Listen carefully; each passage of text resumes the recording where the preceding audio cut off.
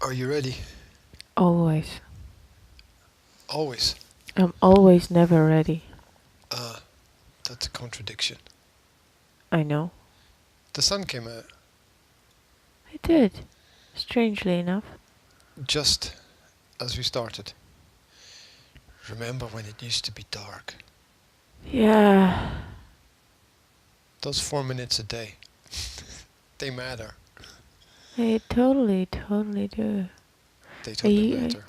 Are you going to turn it into one of your motivational speeches now? Yeah, I've already turned it into a motivational speech. You're too late. You can't stop it. It's already happened. Oh no. It's really good. 4 minutes a day changes everything. Oh God. Really, it's really good. I know. You know, when you accumulate it, Yeah. and you like multiply it by 10, right? What? Fuck off. What are you getting at? And then you take that number that you get when you multiply those 4 minutes a day times 10, and you add them to my sleep. What? They You really matter. you get an hour of sleep then. Yeah, Yeah. almost, yeah. Wow. Could we try that now? No. Oh, You've had an extra hour. that was not enough. Yeah, I understand that. I mean, I couldn't get out of bed at the usual hour. I had to... Give me an extra hour. Well, no, I didn't really give you an extra hour because my alarm went off every 15 minutes for 45 minutes. And that still wasn't enough to get me out of bed. But I did discover that one way to keep myself awake is to stare at my phone.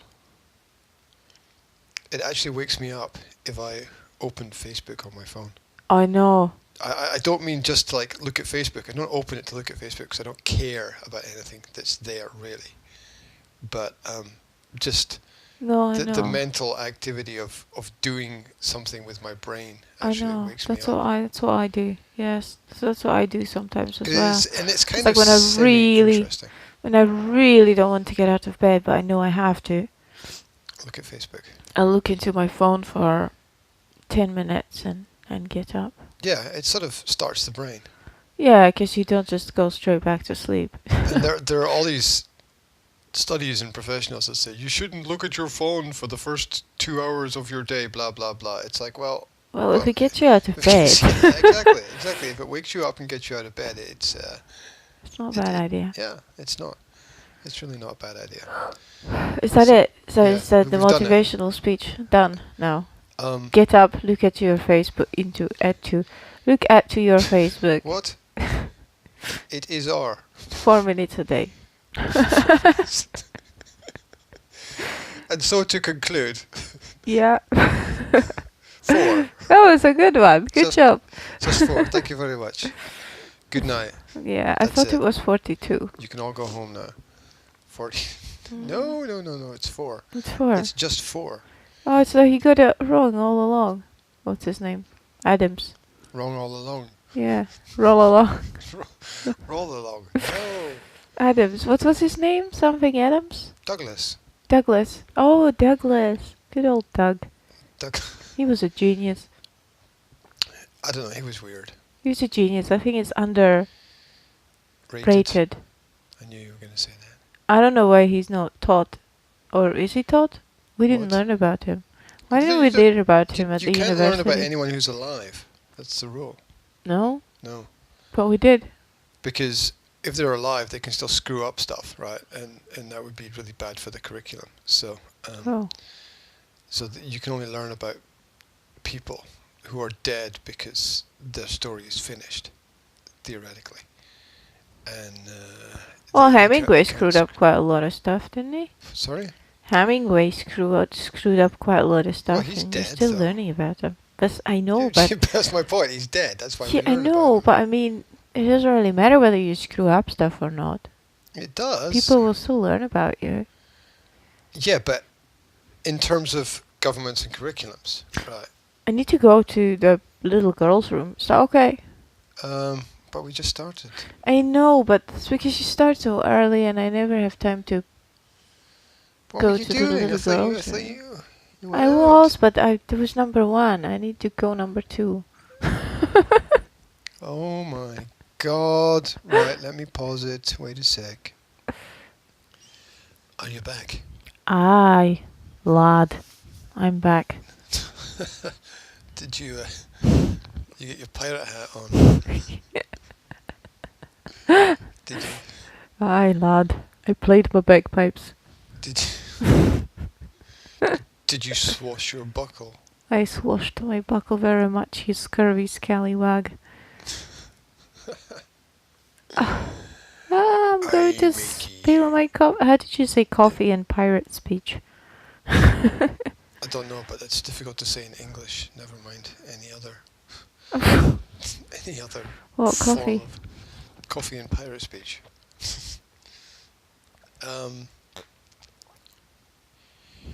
Shiver me timbers, there be beans in that there drink. I don't know. Something I like didn't that. swash my buckle, I swashed my coffee. Did you walk the plank? Yes. Yes. Did you leave a message? What? Did you know you could have Facebook in pirate? What? Facebook used to be in pirate. I don't know if it's still there. What do you mean Facebook used to be in pirate? What does that mean? Well, when you choose languages on Yeah. Facebook, Yeah. you had an option to choose English, pirate. Really? Yeah. Is it still there? I don't know. It was years ago. English pirate. Do you know there's a International Speak Like a Pirate Day? It's actually a day. Which That's ridiculous. I imagine pirates didn't even speak like that, right? well, there's a piece of history. Well, the pirates were. How do you know they spoke like that? Yeah, how do we know anything is like they tell us it was? I mean, everything is. Did they write it down? Did they codify it? I used to have a book on pirates when I was a kid, Mm-hmm. and there was one story in it about the pirates always buried their treasure, right? Mhm. It was a They're like true dogs. story book. What? They're like dogs. Dogs Aye, always dogs, bury dogs. them bones. Them bones. You're stuck in pirate speak now. I hush the main share, laddie. I just I don't know. The weird things went through my head, like as you can imagine, like the fact that the Doctor in Star Trek was called Bones, and they were in a ship, and I was like, wonder if that was a reference to pirates. That just flashed through my head. He wasn't called Bones. It was just a nickname, no? Yeah, but of course. No, no, that was his real name. Was it? Bones McCoy. No. Was it? It wasn't. It was just a nickname. Was it? You sure? Okay, Google. What was the name of the Doctor in Star Trek? According to Wikipedia, first portrayed by DeForest Kelley in the original Star Trek series, McCoy also appears in the animated Star Trek series, 6 Star Trek movies, the pilot episode of Star Trek: The Next Generation, and in numerous books, comics, and video games. Yeah, you didn't help me very much, though. Okay, You didn't answer my question. Okay, Google. Who is Bones McCoy? According to Wikipedia, Dr. Leonard H. McCoy is a character Uh-huh. in the American science He was fiction Leonard franchise H. Star Trek. Oh, okay. Bones was just a nickname because he Leonard was a H. doctor. That's funny because Leonard Nimoy played Spock, right? Uh, And so Bones had his name? Leonard's name. Lenny. That's not a cool nickname. Why? It just sounds gay. It does it? It doesn't. If someone's called Lenny, it just sort of references the fact they're gay. No. Yeah. How about Lenny Kravitz? He's probably gay as well then. Oh, right, because that's his name. Right, I get it. Actually, that's a good example of What? an exception to the rule. But I've never thought about that. Never heard that person who's called Lenny is considered to be Well, gay. some That's names are more ridiculous. gay than others. No, they're not. Yes, they are. No, they're not. Yes, That's they- ridiculous. No, look. Some names are more Irish than others, right? Yeah. Some names are more gay than others. No, because Irish is origin. You can have a name that originates from Ireland, but you don't have. This is ridiculous. I mean, this is the most ridiculous thing I've ever heard to compare those two things. No. Okay. So I take that back then. Okay. Good. 'cause, Good, because it was silly. Okay. Because obviously that's a cultural reference, right? But I mean, it's a the Irish ones are derogatory cultural references, like paddy meant like field worker or something like that. Anyway, that's irrelevant. Does that come from an actual name, Paddy? Well, Paddy and Murphy are the classic Irish names, Are aren't they? Yeah. I don't know. There's two Irishmen walking to a bar, Paddy and Murphy, and Paddy says to Murphy, blah blah blah. I don't know any Irish jokes, so I can't finish that one. I didn't know that they were actual names. It's like Jock is the quintessential Scottish character. Okay. Oh, I was talking to Jock. Oh, I mean that Scottish guy. Aye, he said in a Scottish weird pirate accent crossover thing. They do cross over though. Yeah, but I've just got this obviously this complex from my own experience in life that some names are gay. Lenny, I would associate with. I think it's because there were a number of actors or comedians or something with that name who were obviously Or something. orientated in that direction. Well, give me an example. I don't know. Some names are more gay than others. Norbert. I always thought that Norbert would be a gay person. What? Like the guy that killed the sheep in our village, Noro? Was he Norbert? Yes. The Was he huge gay? guy with the beard. No, he wasn't. He might have been. I don't fucking know. The hunter guy. I don't know. He The might have been, huge beard. might have been shagging the sheep. I don't know. Oh, stop it. What? You're disgusting now. What? Me? Yes. I'm sorry. You ought to be. You ought to be. You ought to. I'm Okay. scolding you officially. On air. You're being scolded. I'm scalded. You have been scolded. I feel burned. Good.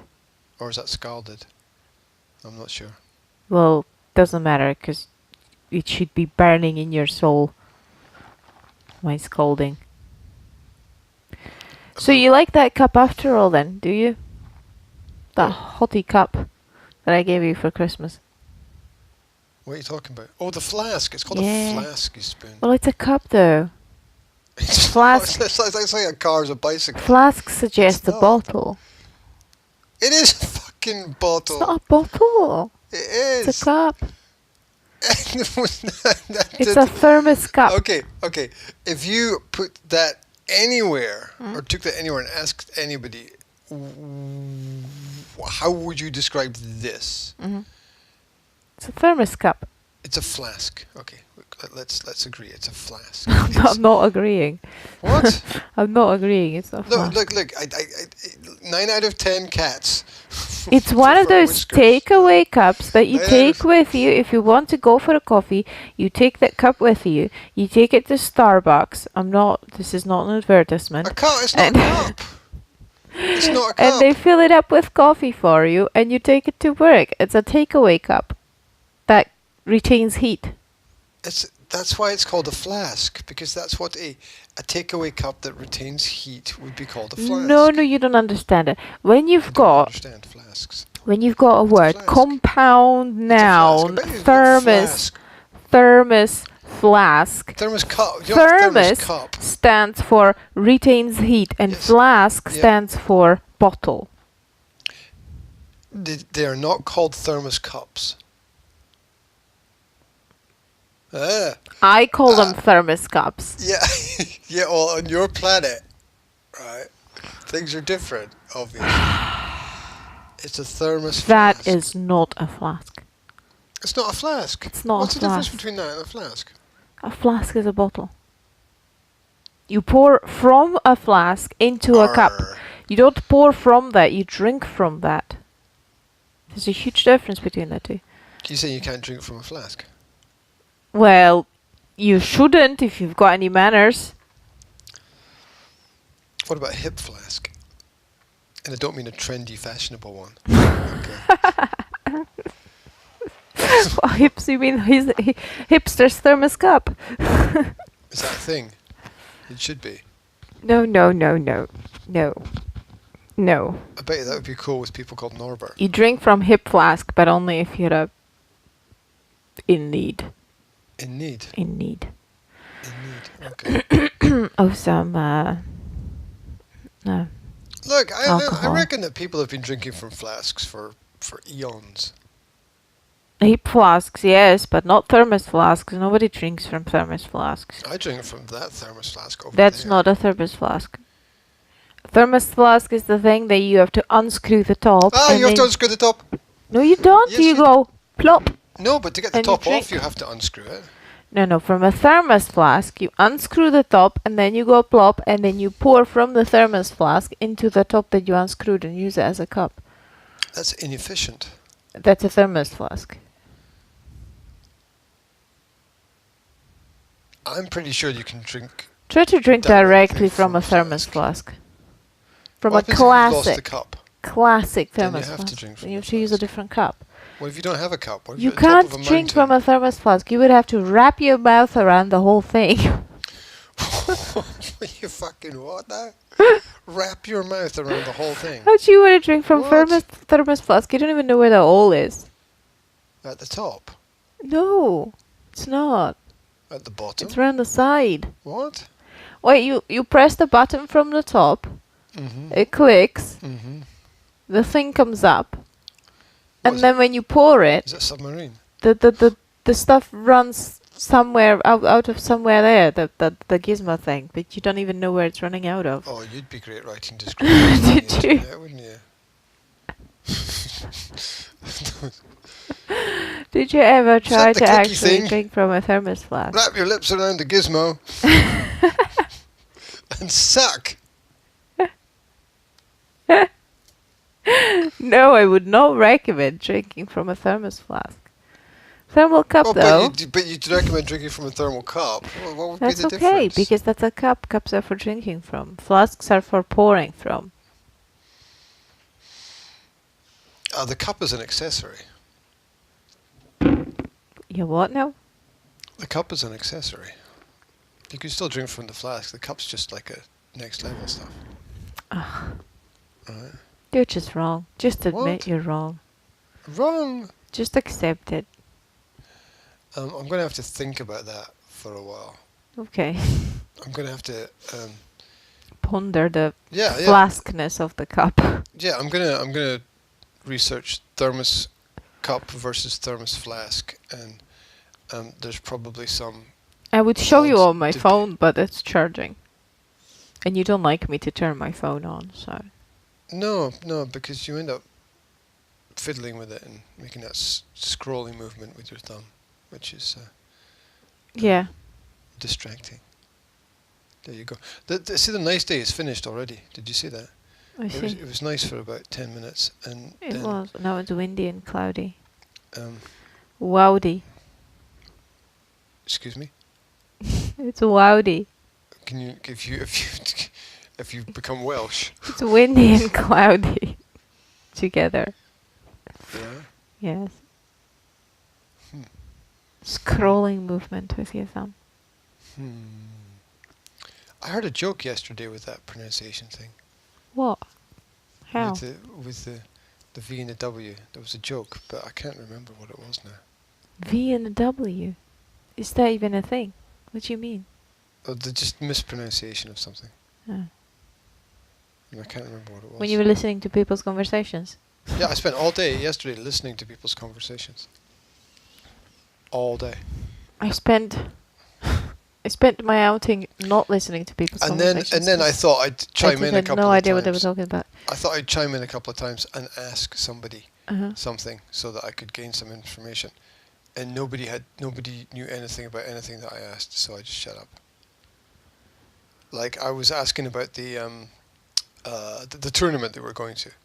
Like, what is it the final of? And nobody knew, right? Because it's the cup final. Okay, but which cup is it? Well, we're not sure, but it's the final. It was the Iron Brew Cup. Yeah, but nobody knew what that means. I said, okay, is it like local teams? Because who's this other team that are playing? Because the other team were Welsh. Yeah. So we've got this tiny little Scottish team from the Highlands, right, playing this Welsh team, and I'm thinking that's a bit unusual because usually Scottish teams have a Scottish league, English teams have the English league. Well, yeah, but Welsh if it's teams- Iron Brew Cup, then it's sponsored by that. It's just an advertisement, isn't it? The whole match is just an advertisement, no? Well, that's my Well, it's a cup understanding. final, right? so it's obviously a tournament. Yeah, but it's an Iron Brew It tournament. doesn't. Then. What It's does- like that doesn't- sponsored by the company, no? Yeah, that doesn't answer my question, though. That's just a totally different subject. But see, my question is, what is it in who's playing in it? So I said to somebody, this other team's Welsh, right? And they're like, yeah. And I'm like, well, how come a Welsh team and a Scottish team get to play in a cup final? Because I've never heard of that in my life, Yeah. right? Because that seems a bit weird to me. And as these places are not close to each other, it's not just like getting in the team Well, bus. that's what and- I'm saying. It's obviously not a national cup. It's just like a commercial cup type thing. Yeah, I've never heard of that in my life. It's the very first time, and I have a strong connection with sport, and I've followed it for many years. I've never heard of that in my entire life. Well, you know how people who know nothing about things sometimes have more open mind and can see Yeah, I can see. connections Yeah, that yeah, your mind is like, well, this is normal. And my mind is like, I've never heard of this ever. Yeah, well, because I don't know anything about anything. Yeah, that's I'm why like- it's weird. That's why it's weird because it's I'm never like, ever well, happened before. it sounds like this, so that's probably what it is, right? Yeah, but you don't have like the.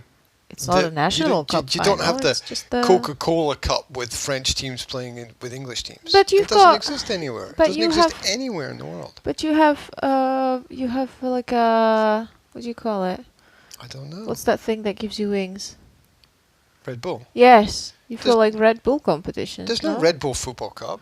Well, not football cup, but you have other Red Bull competitions, no? Yeah, but those are minority sports and extreme sports where there's so few competitors that you need people from different countries. It's not Yeah. like there's a lack of footballers here. Yeah, I know, but that's just an example how you can have a whole sports event sponsored by a company, right? Yeah, it's a different topic. I don't want to talk about that topic. I realize that companies sponsor events, full stop. Yeah. Yeah. And I realize that you're talking about like Red Bull, say, I don't know, beach volleyball tournament, blah, blah, blah, whatever, right?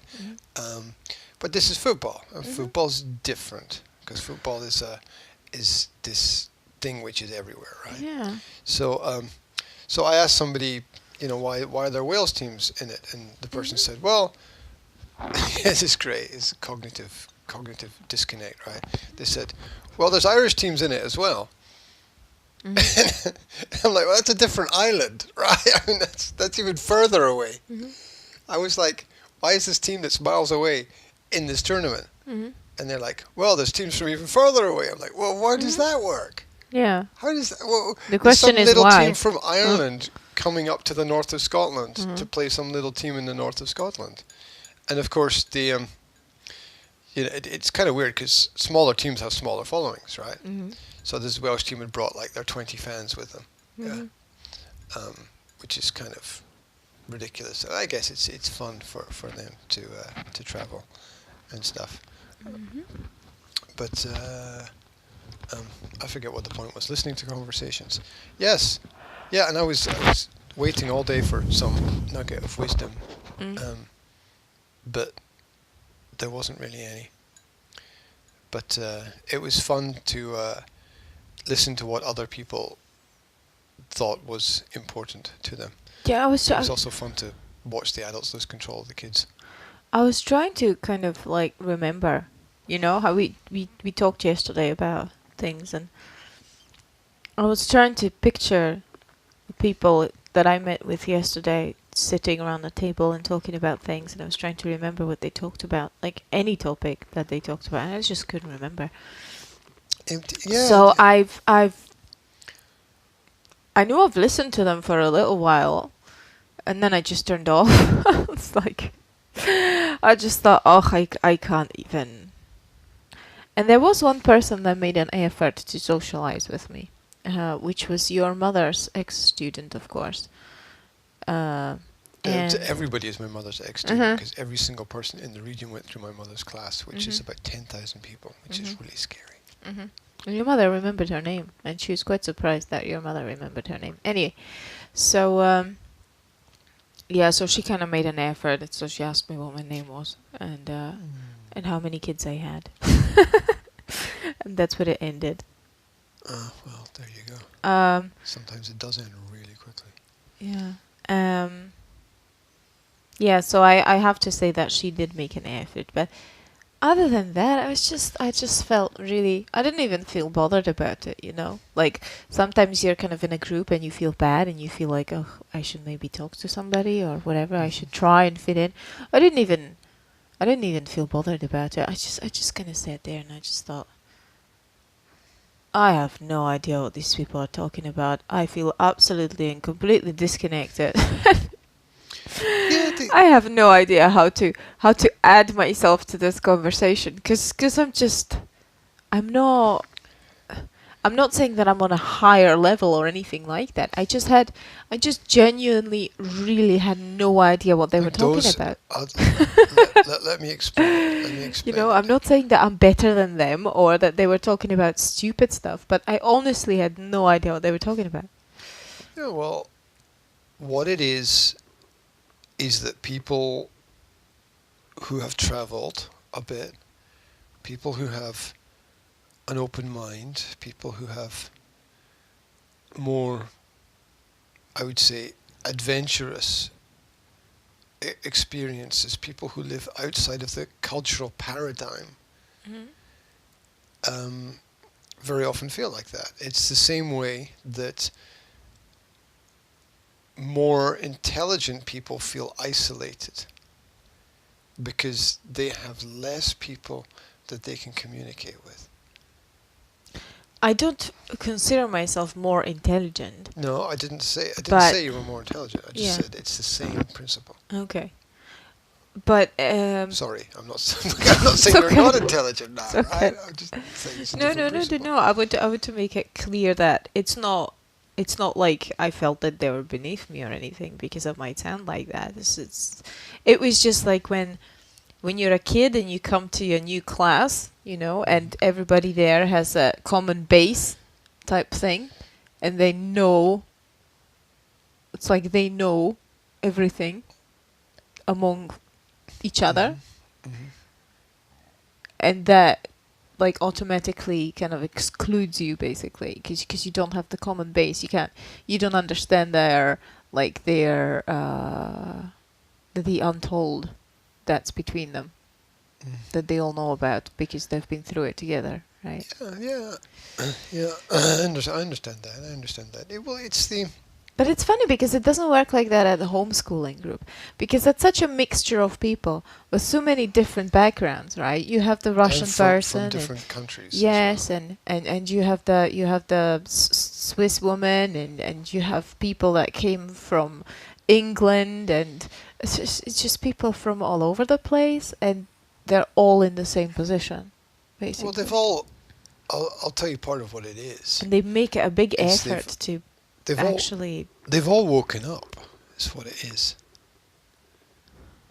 They've all woken up to the fact that the world as it was presented to them when they were younger is not that. The world that's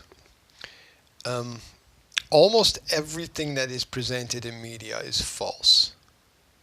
Almost everything. What we see on the TV, what we see in the news, what we see in TV programs, it's just a small It's macro. scratch on the surface of reality, and the the truth is, I don't really want to go there in this conversation, but the truth is Good. far deeper than anybody wants to understand or evaluate.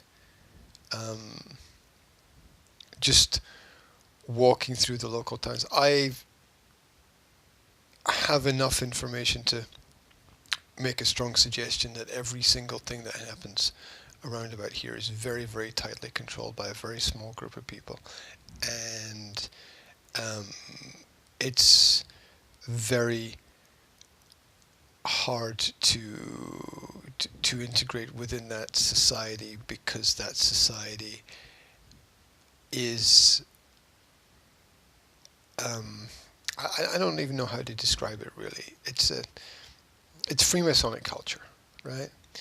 And there's nothing inherently negative about Freemasonic culture except the fact that they predominantly select only their own people to allow progress forward through their degree-based social system.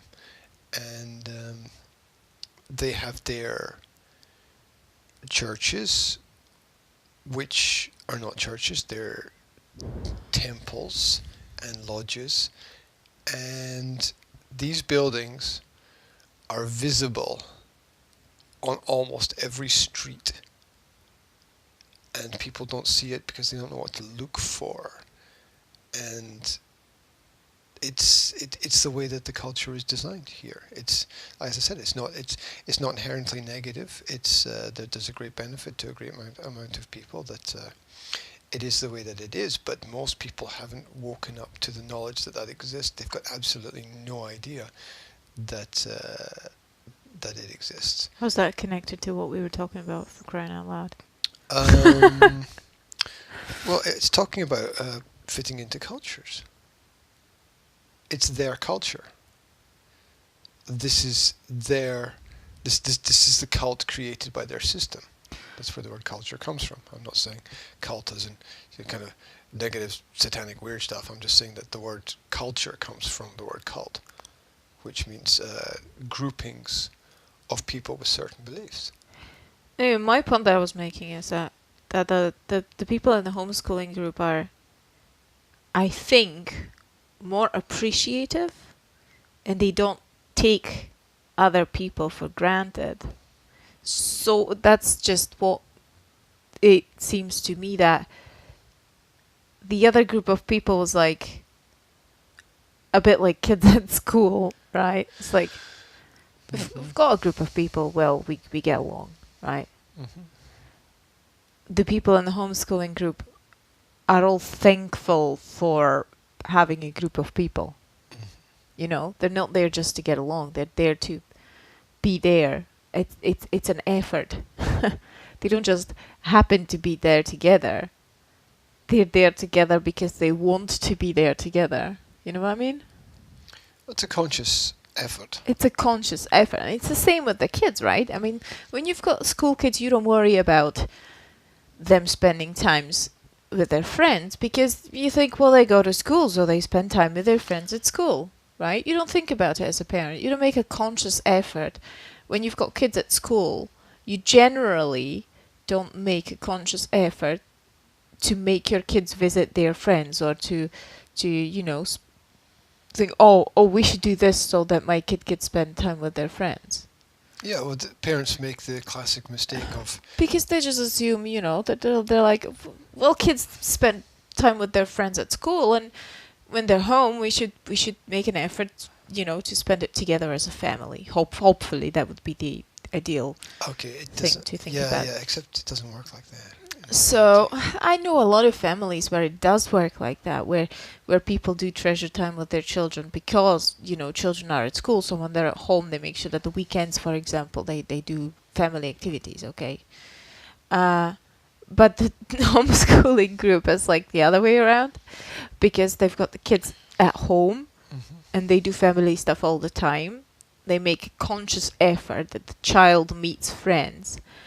And I feel like that the homeschooling people treasure the friendship and try to nurture the relationship with other people more. And I think that that kind of transpires into the transpires, whatever the word is, into the entire atmosphere within the homeschooling group, between the parents themselves as well. Yeah, parents have forgotten how to parent.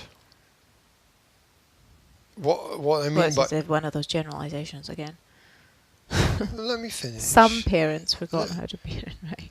And okay, could you please understand that when I say parents have forgotten how to parent, I don't mean every fucking parent, okay? I know, but it Okay. sounds like that. Oh, just stop it, okay? Intelligent people will get it. Less intelligent people won't. That's not the problem, right? Parents have forgotten how to parent. What I mean by that is that they're handing over responsibility to people who are not actually responsible, like the schools. So parents are saying, well, it's not my job to do it, it's the school's job. And that's a mistake. Well, Yeah, it's 'cause not. It's not in the what I said, right? It's not in that case. They don't assume that it's the school's job to provide friends for the kids. They just They do, but they do. You see, they don't.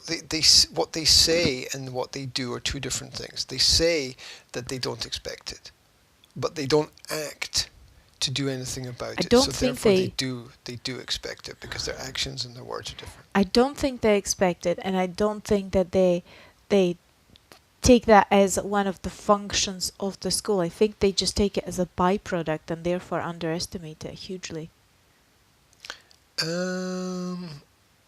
Well, that's not a bad perspective to have on that. I mean, there's a lot of underestimation of the amount of effort that it requires to do things. I think parents might often be in a conflict that they don't even realize is a conflict, because on one hand they expect school that the kid's going to have friends at school and is going to socialize at school. That's the stupid socialization myth, right? So they expect that the child is socializing at school, but on the other hand, they will tell the school they will tell the kid, you don't go to school for friends, you go to school to study, right? So if the kid has a trouble because he's been caught talking to his friend instead of doing his schoolwork, right? Mm-hmm. He'd be in trouble because having friends is not the main point of being at school, it's studying. Mm-hmm. So I think a lot of parents kind of have this conflicted belief that on one hand the school is there for studying and you should study first before, it's more important than talking to other people. But on the other hand, they rely on the fact that there are other people there that you're going to socialize with, which is ridiculous because obviously it's a contradiction, right? But people don't realize that. Yeah, I think that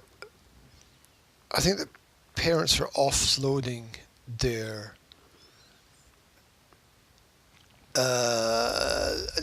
not always negative, but very often negative experiences onto their children. And what I mean by that is that I think the first hour or 2 hours of the day are very important for setting up the day. That's why try to take the first hour of the day for myself, yeah. So I think the first hour of the day is very important. Are you all right there? You spilled coffee on yourself. Again. Got a little pattern on my There's little coffee spots all over the bed where coffee has been spilled, to be honest. Anyway, there's... Offloading. Yeah. There's this offloading, and I think that the most obvious way in which that happens is in the morning, where kids are put under a lot of stress and pressure by their parents to get up and get out quickly. And why do the kids have to get up and get out quickly? And I've been through this with some of my clients. They have to get up and get out quickly because the parents have to get up and get out quickly. So the parents are throwing their kids into this chaotic world, and the kids then start to believe that this chaos is normal and is to be expected, but it doesn't really have to be that way. But for maybe 90+% of kids, the first hour of the day is just madness, with people running about and not shouting at each other, but getting in each other's way and blah blah blah blah. It's blah. a bit crazy, actually. It's another one of the contradictions, okay? Because in my family, I know that, we had about 3/4 of an hour to get ready to go to school, okay? Mm-hmm. So, it was still rushed. But then my mother wouldn't wake me up earlier because she wanted me to have as much sleep as, she was like, why should I wake her up early if she can have a little bit more sleep, right? Why should you have more sleep? Yeah. Even though she woke you up early. Well, That's she woke ridiculous. me up at the latest she possibly could so that I can get myself organized and get out, if you understand that. It's like when... That's contradictory, though. Yeah, I know. It's like when we're waking up the kids, right? I'm not going to wake the kids up earlier than an hour before we leave when we have to go somewhere early in the morning because I want them to get as much sleep as possible. If we leave at 9, I'm not going to... I'm going to wake them up at 8. I'm not going to wake them up at 7 because it's unnecessary. Yeah, there's also a difference between unique situations and daily situations. Yes, but anyway, so I'm just saying that for you to understand why she would wake me up at that time, right? So it gave me just enough time to get ready. But at the same time, I had to get up. The time that I had to get up, and I had to get moving, yeah? Mm-hmm. So I would get up and I'd have to put my clothes on and get the hygiene done and then go and have my breakfast and prepare for school and then leave, yeah? Mm-hmm. And it was all go. Well, yeah. There was no time to just sit and stare in the wall for 10 minutes, which sometimes I like to do in the morning. But it's kind of madness to say, on one hand, I want you to have as much sleep as possible, Mm-hmm. and on the other hand, still get someone up early. Well, but you have to. Yeah, that's what. But I'm saying that's madness. Well, no, it's not. That's how life works, though. No. You have to get up early, but you want to get as much sleep as possible. Yeah, those are not counter arguments. Those are different arguments, but they're not counter arguments because you do want people to get as much sleep as possible, but then to Yes. get people up early is to be self-sabotaging your own. Well, your what own you do plan. is you put people to bed earlier, don't you? Like you go to bed earlier so that you can get up early in the morning and still get enough sleep. Well, there's that's one of the ways of looking at it. I tend to find that I'm constantly less productive throughout the day, so therefore Yeah. I sort of realised that after 8 o'clock in the evening, there's zero productivity in my world. And not that there isn't a good period of time for zero productivity, and it can be fun, but it's just like there's no point me even trying to do anything after that point in time. See, I don't want to demonize parents for having to go to work in the morning and having to get their kids to school early in the morning because that's life, okay? That's just how it works sometimes. It's not evil of the parents to put away their parenting responsibilities and put them onto schools just because they have to. Yeah, can I make a point there? Yes. I don't disagree with you, but I think it's interesting to observe the fact that when people say that's just how it works, that the word just, when people say that, is ignorant of the fact that it's got a very specific design. It didn't happen by chance. The social engineers Yes, I understand that. within society. Yeah, I know that you understand that. I just feel for myself that it's important to point out that it's not an accident, right? It's not an accident. People have sat down and looked at the way that society is constructed, and they've said, this is the best way that it should be organized and run, and this is how we're going to do it. You know what I like? I like the way that the Russians have it. I don't mean the nation, I mean our Russians that we know, you know. that the older daughter goes to school, Mm-hmm. but it's a choice.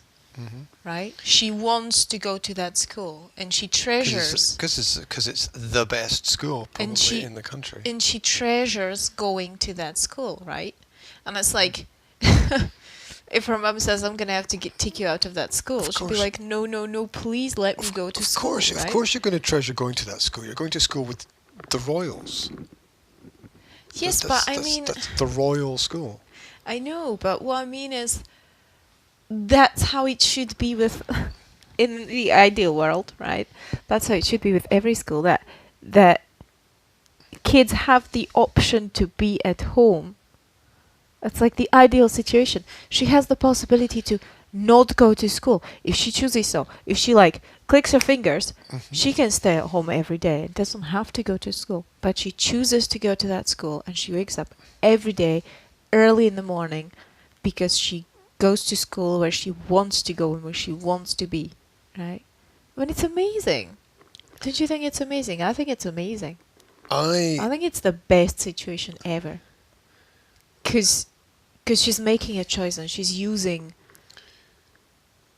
things that she has, that are possible. I think it's positive to have that kind of choice. I just I'm love not it. sure. I'm not sure if I agree if it's amazing and the best thing ever. But I agree that it's positive to have I that think it's choice. the best thing ever. Because what's happening with a lot of the curriculum in those kinds of environments is that it's still very much relating to the national system. Not that it shouldn't, but from what I've heard, there's there's slightly less progression than should be in that environment. But I don't know enough about it to completely make a comment, because I'm pretty sure that a school like that has several tiers of system within which it operates. It will have the front-facing curriculum, and then it will have a back curriculum as well. Yeah, it will have an unspoken curriculum that it teaches because of the clientele that it has. It will need to go much further in certain areas. Yeah, And I understand. if you what you're saying. reference my article, the 13 Principles of Private Education, then it definitely looks at certain principles and has the staff with the background to support the students Yeah. in those areas. Yeah. It's It's not just so good. it's not just pulling people at the age of 25 out of a school teacher study program and putting them in front of a class. Yeah, I Right? get it. These are people with worldwide experiences. I get it. I in, get it. Anyway, yeah, it's amazing that they have such an opportunity to do that, though. You know what I find interesting? I find interesting that the unique documentary, it was like 5 or 6 part documentary that was made about that school, is completely unavailable anywhere on the internet, and all evidence of it has and references to it have been removed. That's why I never heard about it. Well, I wanted to tell some of my clients about it because I thought that their kids might be interested in knowing that kind of school exists. And so I did a bit of research on it and discovered that I think it was the BBC did a several parts documentary on students of the school and how the school is different and better. And once it was aired, all references to it have gone. They're just gone. It's like and it's, you know how you can still find references to stuff on the internet? It's because everything is out there, right? There's nothing. There's absolutely nothing about it.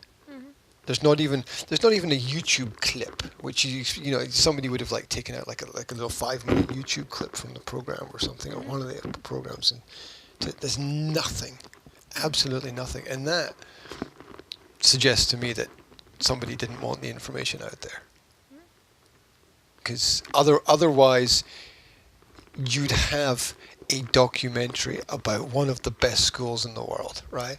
and people would be like, In the world, are you sure? In the world. "Oh, Are you not being all Great Britain thing now? no, I'm not." Because nobody even heard about that school. In Why do you the think nobody's- entire Europe? Why do you think nobody's heard about it? Why do you think? Because there's another level that people don't know about. Okay, it's part. Why do you think? Why do you think the royal family send their kids there?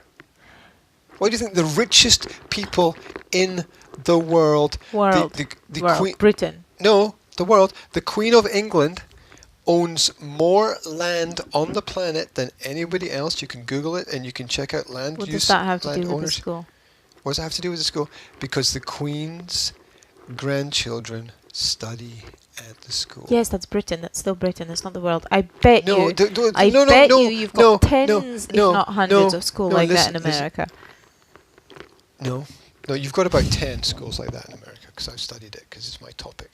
I've researched it and I've worked in that area. And you must have a school like that in France, and you must have a school like that in Germany. And if you look at the website for the school, which I'm not going to mention the name of, because I had a talk on the school before and I removed it from the internet because of certain things that happened. Yeah. If you go to the website of the school, it gives you links to their international network school connections, which is one school in France, one school in Switzerland, one school. So naturally, the richest people in each country have a school Yes. that they send their children to, and Yes. these schools are part of a massive international private educational Yes, but that's what I'm network. telling you. I'm telling you, it's not the best school in the world. It's the best school in the country. You have to make that. No, listen, you don't know what you're talking about because I've studied this for at least 10 to 15 years and you haven't studied it at all. So I'm sorry. You don't know what you're talking about at all in this topic. I'm pulling out the card and saying, you have no idea. I've spent hundreds, if not thousands of hours on this topic. Studying So it what from makes all this school better than its equivalent in Germany then? Or in America, or those 10 equivalents in America? Number one, the richest people in the world send their children there. This school. So people Yes. from like Germany and France and Japan China and South America send their school Yes. into Scotland. send their children to this Shitty school. little Scotland. Yes. That's as big in as much population as Slovakia. Yes. Yes, yes. Because this school was one of the first schools that was set up to teach the children of the richest people in the world. Right. And it's the network within which it operates is hundreds of years old, 200 to 300 years old. I went to school that was 200 years old as well, so it doesn't mean anything. Yeah, but the richest people in the world didn't send their kids there. No. That's my point. You want your wealth to be protected. Mm-hmm. The way that you protect it is you send your kids to a school which design programs to protect wealth. That's how it works. Yes, but my point And- is, I'm sure that they have schools like that in France, for example, which Yeah, has but been the those- cultural center of and the center of everything in Europe for centuries, rather than Scotland. Well, no, because you're going back to a British Empire-based system. So, and And there was a French Empire as well. yeah, but it was never as big. Yeah, but it was never as big. Oh, I think No, it's you don't know what you're talking about. I think it's your Great Britain type thing. Yeah, look, your Programming prejudice. speaking. Your prejudice does not trump my knowledge.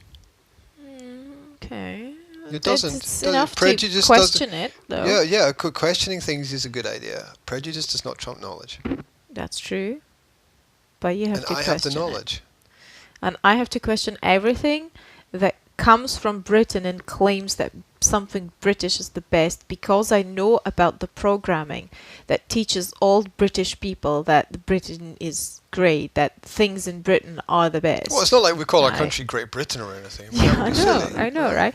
I mean, the number of people I spoke to who would tell me that Dickens was the greatest world's novelist, and that Shakespeare was the world's greatest writer, and that Keats was the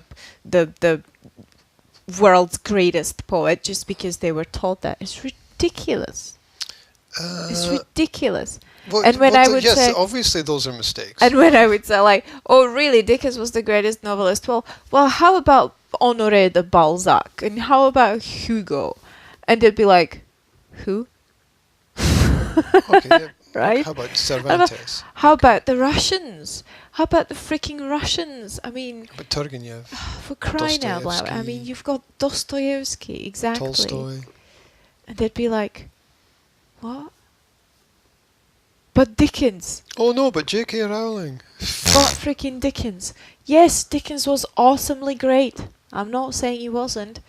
But he wasn't the world's greatest novelist. He was the Britain's greatest novelist. And that's the biggest mistake that people here make. Is they're going to take something that was great in Great Britain and present it as the greatest thing in the world, even though they know nothing about the rest of the world. I'm not saying that you know nothing about the rest of the world, but I'm saying that I have to question because of my experience with this, I have to question every claim that claims that something British is the greatest in the world, because I know the premise, that has been taught to people here in this country.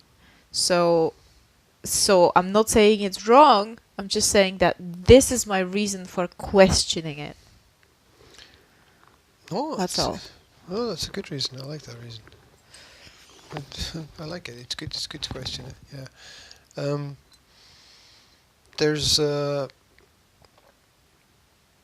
There's obviously competition between various different groups in various different countries, but And I think that Scotland doesn't even have it as bad as England does. You know what I mean? well, yeah, I get that point, but we can't also forget that Oxford, Cambridge, and Edinburgh are part of the ancient, like 500, 600 years old university systems, which are the oldest surviving modern systems. Yeah, perhaps with the exception of places in Germany. Yeah, Because you've got Yeah. Sorbonne in France, for example. there you go. There you go. I'm sure you have equivalents in Holland. Excuse me for a moment. I'm gonna pause. I'm gonna go and put the fire on because You mean a radiator? Would you call it fire? It's not It's a really fire. It's a radiator. the fake fire It's electric radiator. because it's cold. Okay, 1 second. I'm back. I find it fire. I find Fire. it funny. Fire. I find it. I find it funny how your family calls radiators fires.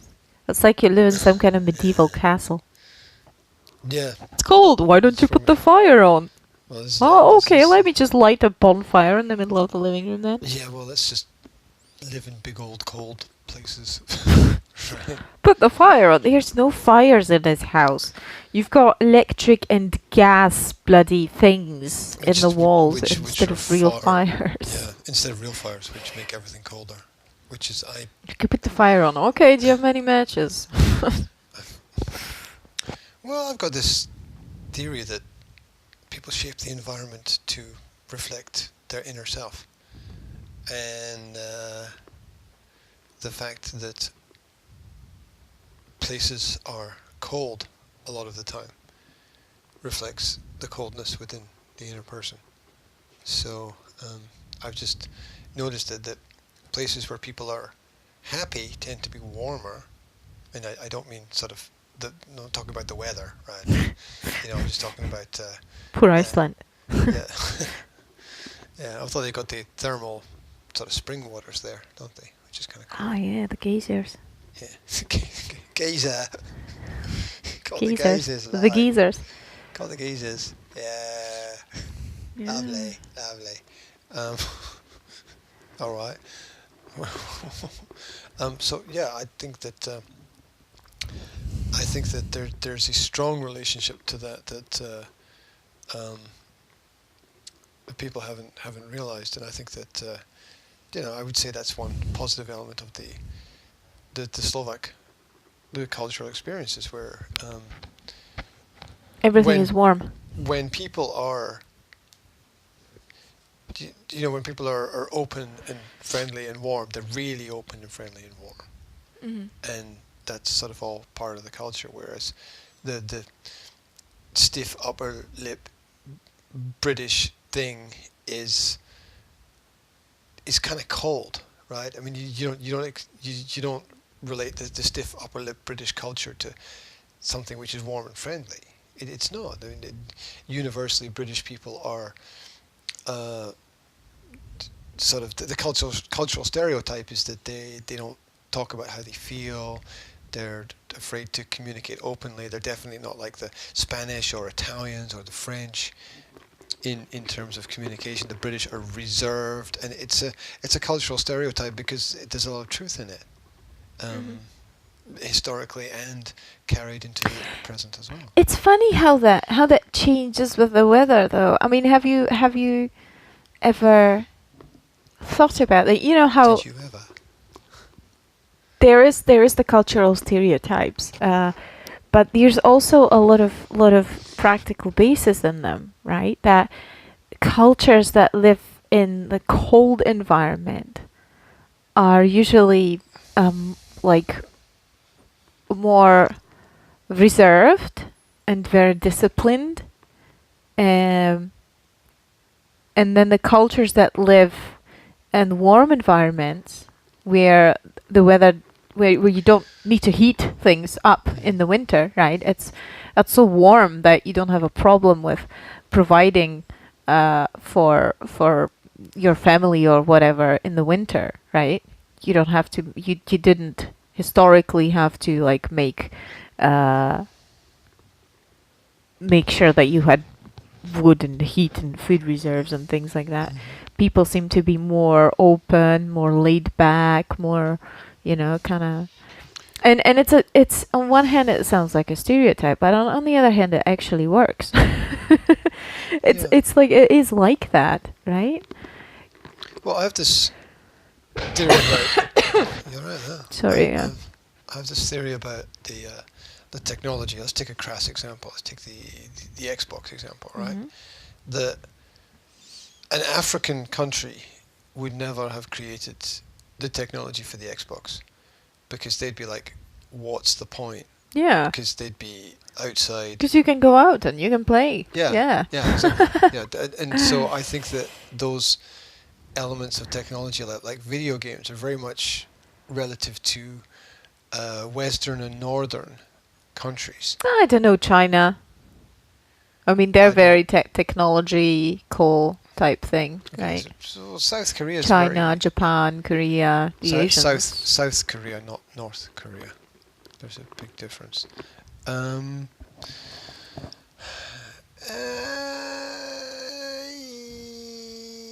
I can't comment too much about those cultures because I don't know a lot, but I know that within the city environments, they're definitely very technologically orientated, but Yeah. that's a result of the city. Yeah, maybe that they don't have the space to do things like that. I mean, obviously they're not gonna have a golf course across the street, right? Well, yeah, They don't and have space. That which conserves space and creates opportunity Yeah. gives advantages. So, if you can put your entire library on a Kindle, for example, it's Yeah. a bad example, but then you're gonna have some kind of advantage from Yeah. that. If you don't have space for the golf course, but you can create a virtual golf course, then that makes sense. I mean, on the other side, you've got the whole madness of the environment anyway, because you've got those cities with millions of people living in them, and you've got My those- sister's learning how to surf. she's learning how to surf. Yeah. Sent me a message yesterday that I just smashed her knees to bits and I had her brain soaked in salty water, but she's managed to actually stand on the board for a few minutes. It's It's pretty That's- cool. That's cool. That's very cool. I'm very jealous. I told her that we have a friend that's got surf school here, but so she's very welcome to come and surf in the North Sea, but she wasn't very keen. Yeah, well, the whole fact that you could have a surf school here just highlights and underlines and. I was like, what do you like Yes. surf in the parka or something, right? Yeah, it's. Do you have like this electrical heated surfing suit? You do actually. You do get heated suits. No But, surfing suits though. Not electrical surfing suits. I imagine Well, it probably wouldn't do very well with the water. probably not. But Maybe you get hotties. Maybe you get a surfing suit with hotties up your bum or something. there must be. Don't they just trap the body heat anyway? Yes, they do. That's the point of the neoprene type thing. Yeah. Yeah. So only your hands and feet freeze to death. Uh-huh. Yeah, that's what my mum used to wear for her diving. It also keeps you afloat.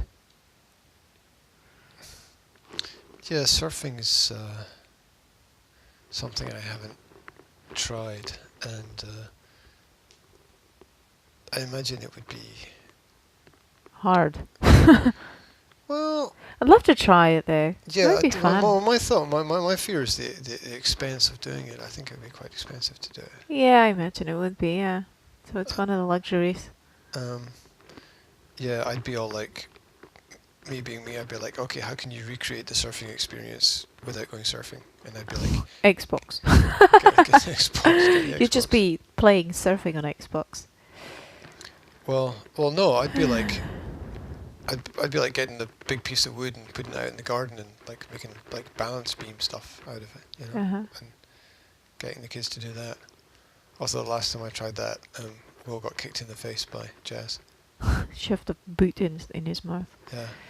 Yeah, which didn't work out too well. Made him stronger. Made him look like Rocky for a while. It did. You and spoke like that. Yeah.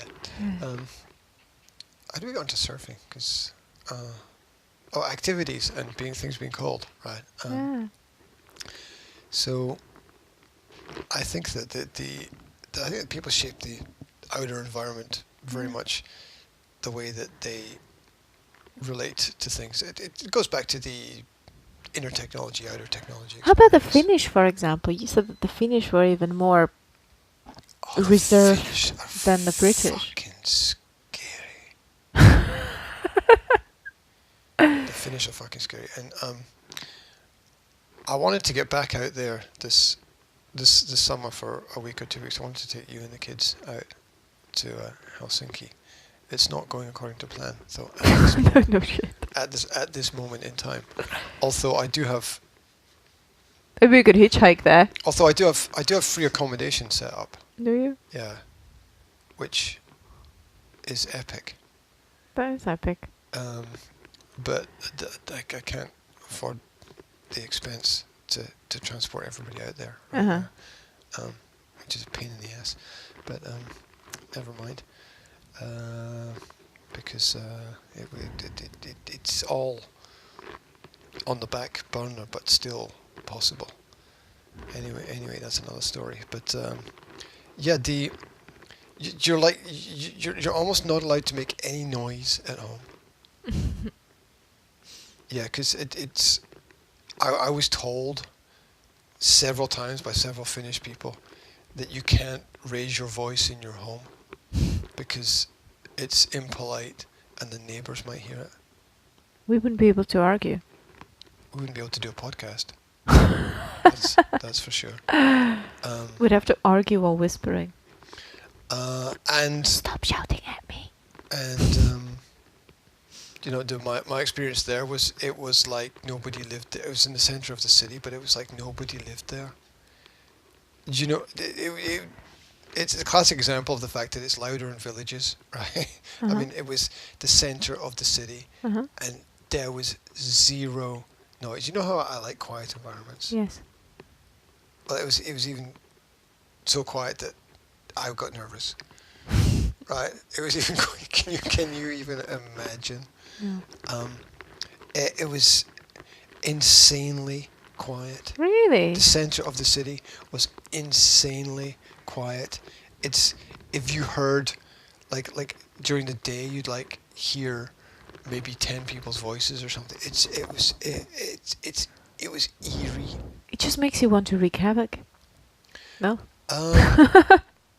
I did get a funny story from the owner of the flat that I was staying in when I was there, who was like, he said one morning I looked out the window and I was really surprised to see that all the bushes were moving, and then I realised there were people in all the bushes, and I thought, this is really weird, so I better go down and investigate, because he's like... So what he was saying?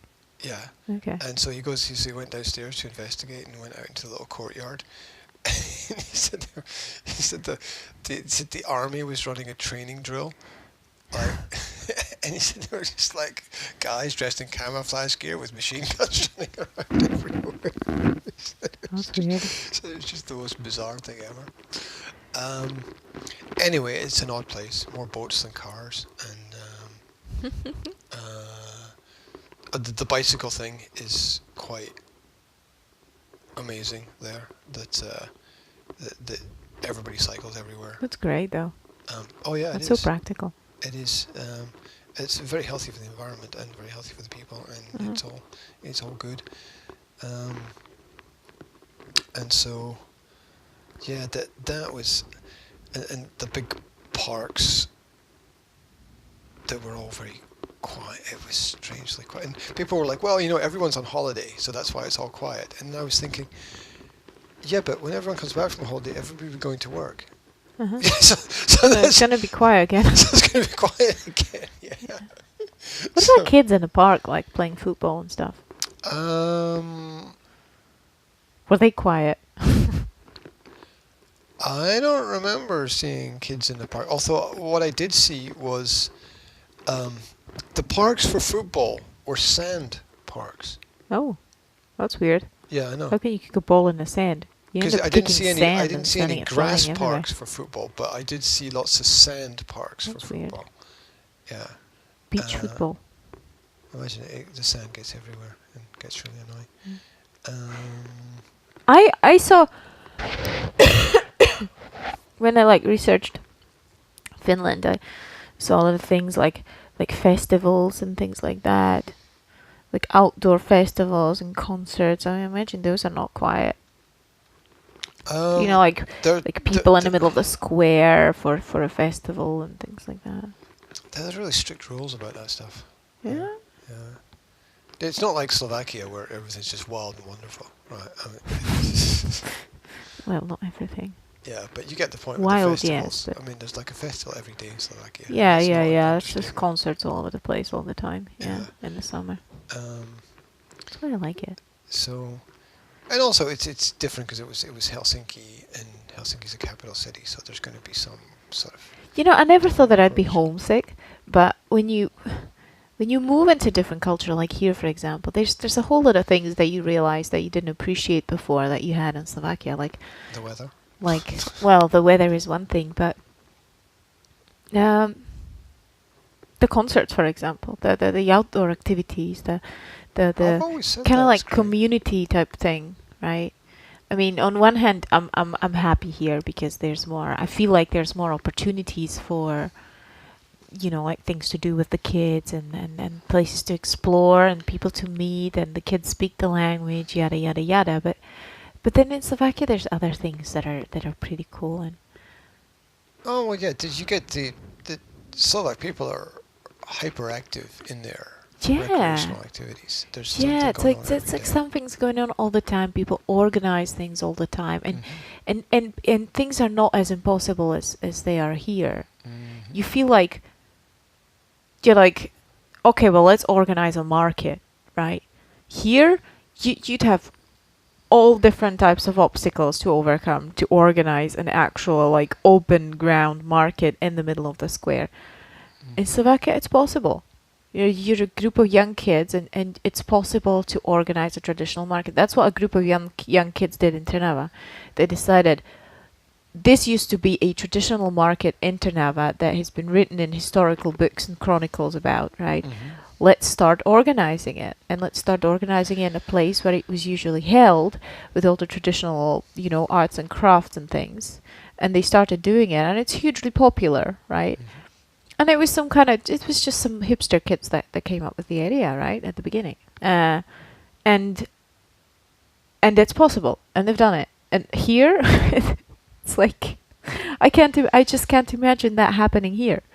I don't know why. For some reason, I can't imagine that happening here. Well, it's because of what I described earlier. Yeah, as you'd have the to... system of control. Exactly, the system of control. It would have to be controlled or organized by somebody somewhere else. Otherwise, it would probably be highly improbable. Well, it would have to be organized by the council. Otherwise, the blah, blah, blah. invisible hand is very powerful here. It has not infiltrated Slovak society yet. Slovak society, as I said, is still wild. And when it's wild, you get all these things coming together, and it's like Slovakia has as many, maybe even more rules than other countries, but nobody follows them. Yeah, so it's like our friends that are opening a skate park, right? And Carrie told me that they need the XYZ amount of money to have the government just to look at the grounds and to assess whether they're allowed to even open it there or not. Yeah, and whereas in Slovakia I had friends who hired diggers for half a day and built a bike park. Yeah. in the forest, right? Exactly. And nobody cared. Nobody cared. Yeah. That's my point. In Slovakia, you can just go and do stuff, right? It's true that the situation is different, because she told me, they'd be hiring the grounds from the government or from the local council or whatever. So they have to what's the word? Follow some regulations and shit. But it's ridiculous. It just throws logs under people's feet, as they say in Slovak language. Well, yeah. I mean, you know how phrases that people say stick in your head as being either right or wrong. Yeah, and one of or somebody that we met recently said to me, we're so lucky to have so many freedoms here.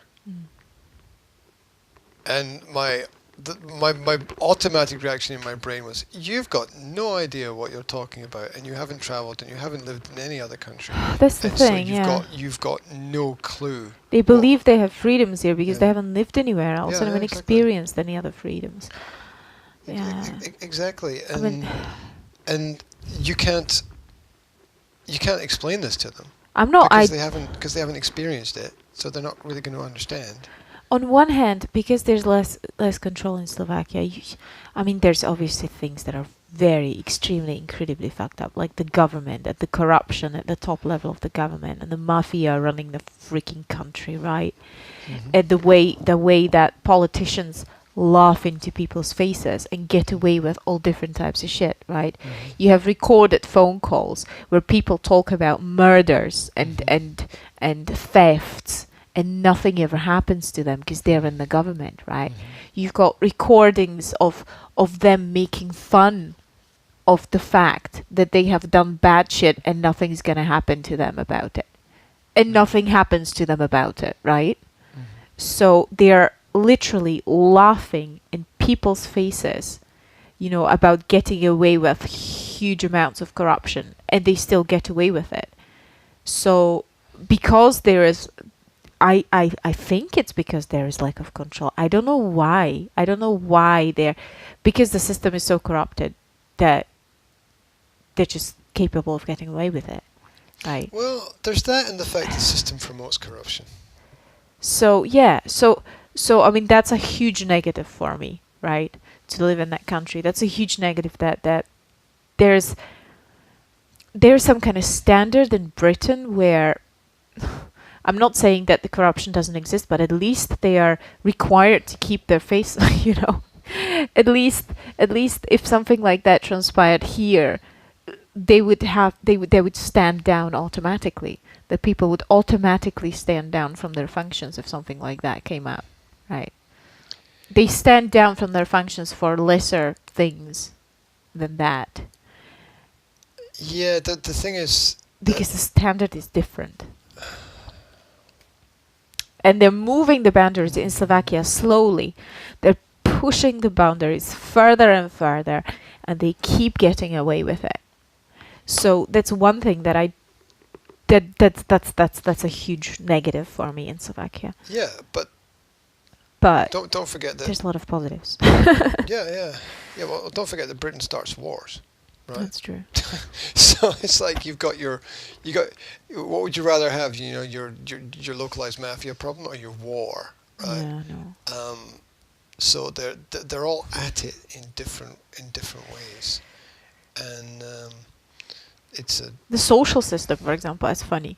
It's like, on one hand, people are really angry in Slovakia about you've got a group of people in Slovakia that are really angry about gypsies getting social benefits from the government because they don't work, yada yada yada. And you know, the government has this classic social security system where you've got like a minimum living amount that they're going to give you if you don't earn that much money by yourself, right? In order to protect your children, yada yada yada. Anyway, so on one hand, people are like really angry about the government giving benefits to people. On the other hand, everybody's eager and keen on stealing whatever they can from the government. You know, take as much as you can. So it's pirate philosophy. yeah, so it's like, we're not happy that you're paying these poor people money from our taxes. But on the other hand, if we can get away with claiming as much as we can claim, we're going to do it. Yeah, well, the truth about the social systems is that it was never really set up to help people, but you have to you have to front. You have to front that you're doing something good, because nothing can be built on the foundation of negatives, right? So you have to front. The charities, a lot of the time, front on doing good, and this presentation, this front is or has been perfected in Western society, where it's really hard to cut through the I don't know, the veneer and find out what is going on. I've got a behind the perfect scenes. example. Yeah. Perfect example is the homeless situation, right? Mm-hmm. I've got a feeling that in Britain the the poverty is all covered up, Of course. because you get the I'm not saying this is a bad thing, right? You get the homeless accommodation, for example, right? You're homeless and they're going to find you a place to stay within 2 weeks. Mm-hmm. You're somewhere, right? You've got a roof under your head. It might be cold, Over. it might be damp. It might be, you might still not have enough food to feed your family, whatever. But you've got a roof over your head, and therefore you're invisible because you're not out in the streets. In Slovakia, you've got. I haven't seen any homeless people in Elgin. I know Elgin's got a lot of problems. We've got the drug problems, yada yada. I haven't seen one homeless person in Elgin. In Slovakia, you see them. Not everywhere, but you see them. You see people, sitting on the ground near the train station. You see beggars. You see people like that all the time, right? There's not a lot of them, but you see them all the time. They exist. They sleep on benches in the parks and shit like that. Here, you don't see them. They all have roofs over their heads. Well, They're all tucked in somewhere. They've been swept under the carpet. On one hand, It's raining. On one hand, it's positive because in Slovakia, homeless people die during the winter because they're out in the street in minus 15, Yeah. okay, and they freeze. So I imagine that does not happen here. But on the other It's hand, pretty cold here. Right? here you don't know about it because they've got roofs over their heads, so you don't know about them being, hungry or whatever. Also, food banks. I've never heard of a food bank in Slovakia, ever, right? So if you don't have money for food, you don't eat. Did you know that 1/3 of food in supermarkets remains unsold or unused? Yes, I know. 1/3. I know it's a an massive waste. incredible It's a statistic. massive waste. Now, that's the good thing that I like about this place. That first of all, you get the whoopsies in every supermarket. Sukkar. Second of all, you've got that huge box in every don't know if it's in every supermarket. In Tesco, you've got those huge boxes, right? After you go through the checkout, you've got the food bank box, which is full of food where people just chuck whatever they bought so that other people have something to eat, right? They can't afford it. You've got a huge box for cats where people put pet food. They don't put so their cats that in there. Though. no, so that animals that are homeless or that are in a shelter or whatever have something to eat, right? And you get like a school supply box, so that the children from the poor families that rely on food banks and shit can get like school stuff for free, yeah. And on one hand, it shows you that there's probably a lot of poor people that have to use that kind of service. But on the other hand, it's there. So if you're hungry, you can actually go to a food bank, right? And get your basic hygiene supplies and your basic food. Yeah. Whereas it doesn't exist in Slovakia. And people don't. I just find it amazing that people think about that and enough to actually buy something at the supermarket and put it in that box. That there are people that think about buying things for other people when they're shopping and then putting them in the food bank box. I just think that's really nice. Well, I suggest that they're more trained than they actually think, because I think it's a mistake to think that people are thinking. Yeah. And I don't. Marketing and advertising, and go back to the work of Edward Bernays and propaganda in the 1930s and whatever. I think that people are trained to do that. I don't think they're thinking about it. I Yes, think but that it's not they've been bad. socially conditioned to do that. That depends on. Can you stop flipping your phone over like that, please? It's just really annoying.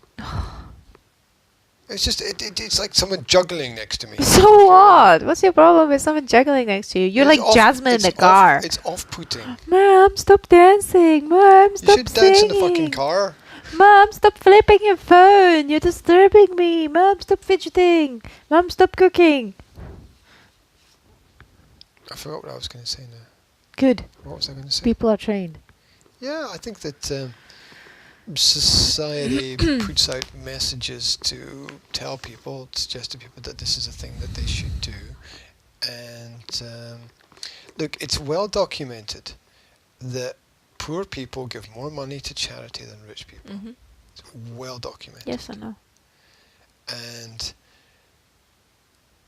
so it would actually, crazily enough, it would benefit the rich people to put out a message that you should share what you have, because they don't, and so their problem of the imbalance within society gets taken care of by the poor people taking care of other poor people. Now, I'm not saying good or bad. I'm just saying that it would benefit everybody.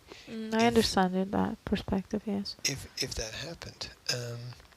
But still, at least they do it. At least there's that option, right? I mean, obviously it's bad that anybody has to use it, right? It's bad that anybody is in a situation where they have to rely on the food bank. That's definitely not a positive thing. Effective is it? How effective a business is it if 1/3 of your product remains unsold or unused or Well, it depends on how effectively you can get rid of that product finance-wise, right? Well, look at how. Yeah, I mean, because then you're having to pay to get rid of it, so you're creating a problem for yourself. I mean, all business is the creation of problems. Is right? not the business is self-regulating thing, so it's not going to work in a way that is financially inefficient for itself. Therefore, it must be more economical for the business, or more profit making, or whatever you want to call it, for the business to make surplus than to make less and face the possibility of there not being Oh, enough on yeah, the shelves, because that's right? communism. Right. So obviously it is more profitable for the business to function that way. Otherwise it would not be functioning that way. That's one thing you can rely on in the economy, right? Unless it's government, right? If it's a private company, you can rely 100% on the fact that it's working the most economically profitable for itself. Yeah, that's why Right. that's why the placement of limitations on things is negative. Yeah. Be- So it's wrong morally, but economically it works obviously for that business. So asking what kind of business plan or how good a business plan is it if a third of your product has to get destroyed or whatever, doesn't get sold. Well, it's obviously a very good business plan because it's the best, or not best, it's the optimum Yeah, it's not economically for them to work. Yeah, it's not very lean though, is it? It's not morally right. Absolutely. It's not environmentally right. It's just not, it's not right and it's not sustainable. But economically, it is. But it does show that there's room for improvement though, because Yes, if you absolutely. are if you're running a business like a supermarket and you realise that 1/3 of the product is potentially going to be wasted, then there's a huge space of room for Yeah. improvement. This is why this is a perfect example of why I don't agree with things being considered mainly from the economic point of view, right? Because economy doesn't take into account anything else other than profit, right? So it doesn't take into account morals, it doesn't take into account the environment, it doesn't take into account the individual, yada yada yada, right? To a It certain only extent, that's looks true. at the profit. Therefore, going back a month or whenever we had a conversation about, communism, socialism, and how the social system is not economical because the government is losing money and it's not how a business can operate and function and grow, right? And my point was, it's not about economy, right? That's just one way why I think that the economy of the system should not always be in the center, should not always be the priority in certain situations, because in certain situations it's more about other things, it's more about the morals. It's being environmental friendly is not economical at all when it comes to profits, for example, right? But you're shitting on your planet and you're cutting the branch under your feet, yeah? And Cutting what that's under your feet? the branch. Oh, okay. Like you're standing on a branch and you're cutting Yes. your own branch. Okay, Yes. I get it. Okay. So that's one of the examples why when we were arguing, you were making an economical point. You were like, well, a company doesn't, a business can't work like that, right? Mhm. And my point was, it's not about business in this situation, it's about the morals, because they're not both on the same side of the scales, right? Sometimes they're on the opposite side of the scales.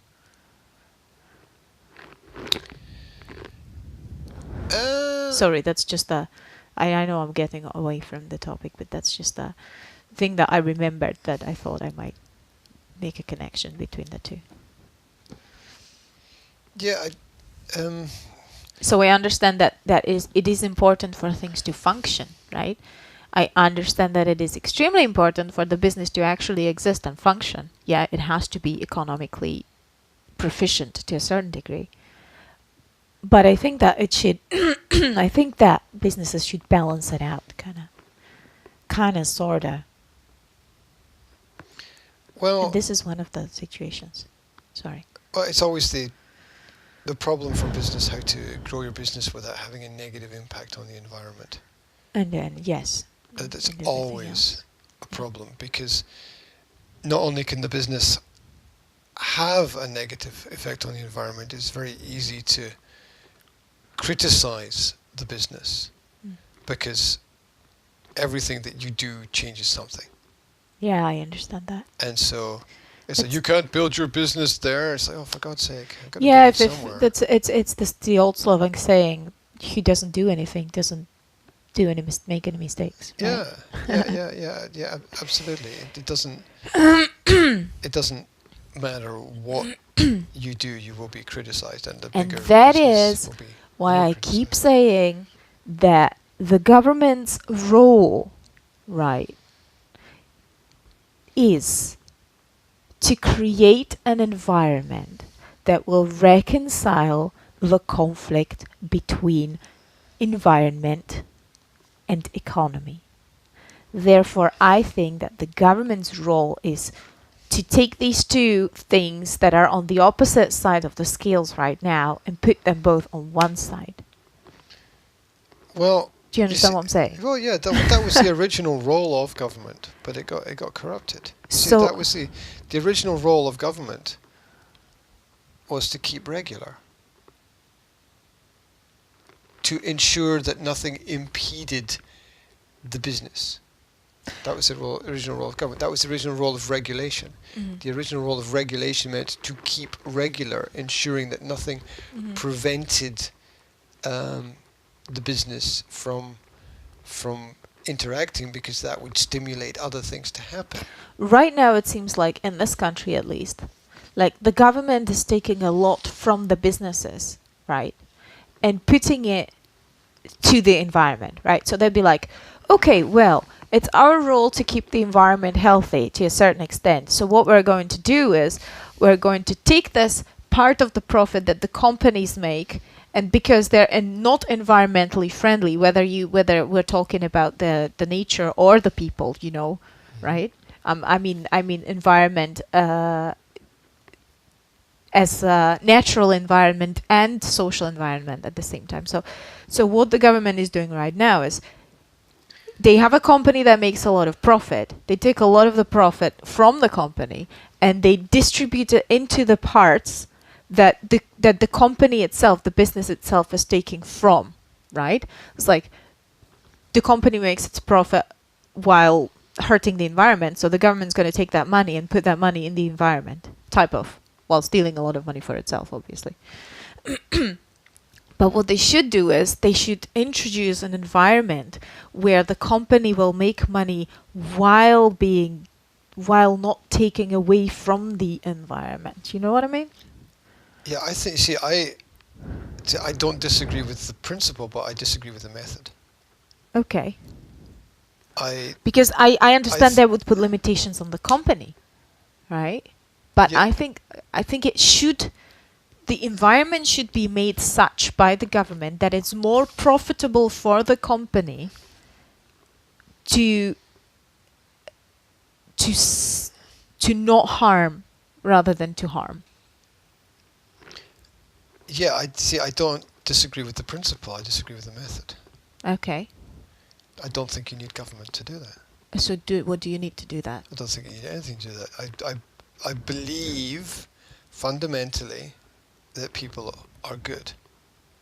And I believe that the construct of business will be dictated by, in an open and free society, the construct of business will be dictated by the consumer, who will have the power to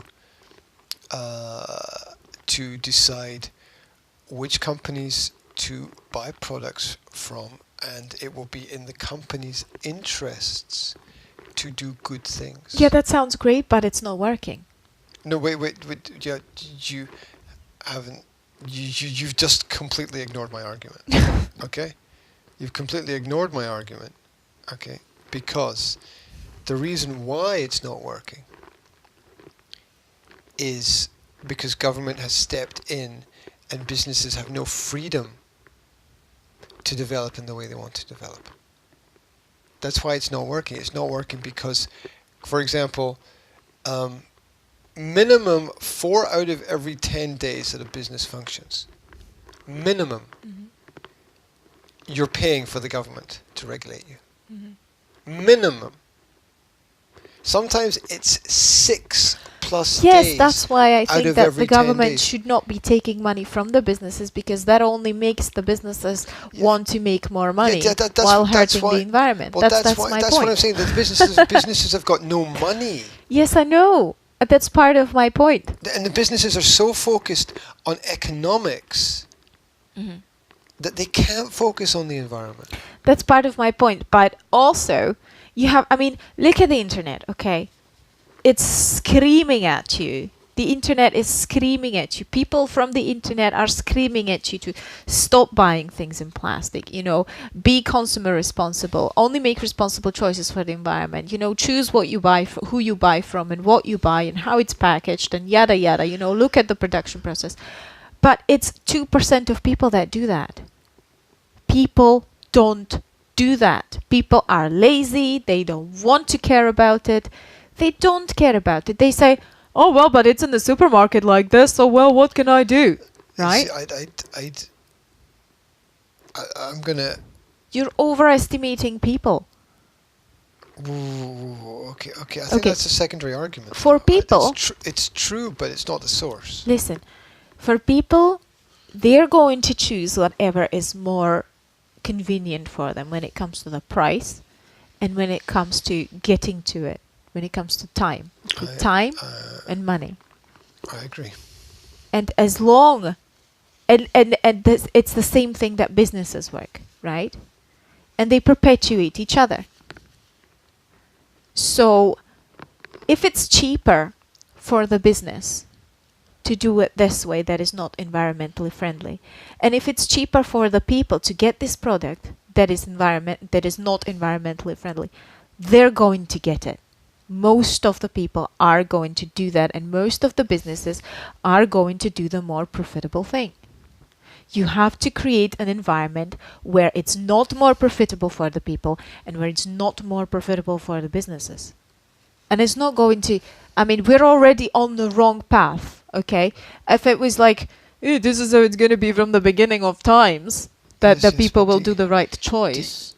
But how can you change the course fast enough without anybody stepping in and changing the environment into making the environmentally friendly choices more profitable for both sides? Easy deregulation. That's not going to work. Well, that's not an argument.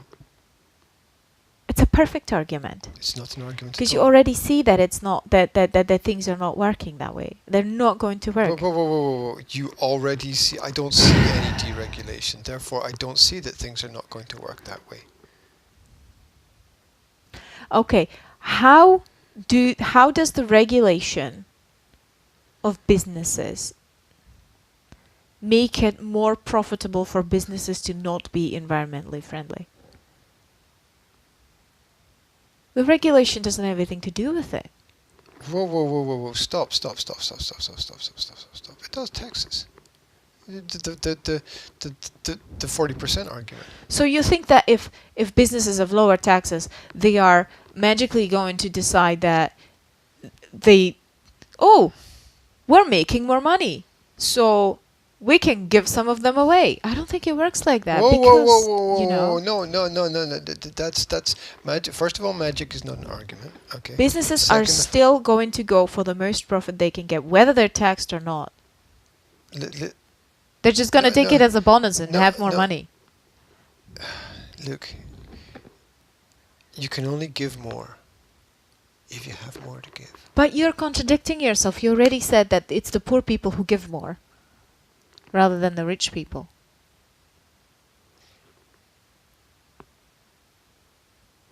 the fact that the businesses are going to make more profit because they don't have to pay taxes doesn't mean that they're suddenly going to become moral. No, wait. There's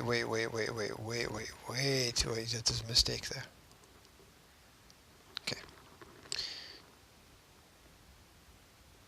It's the fact that the poor people give more, right? Mhm.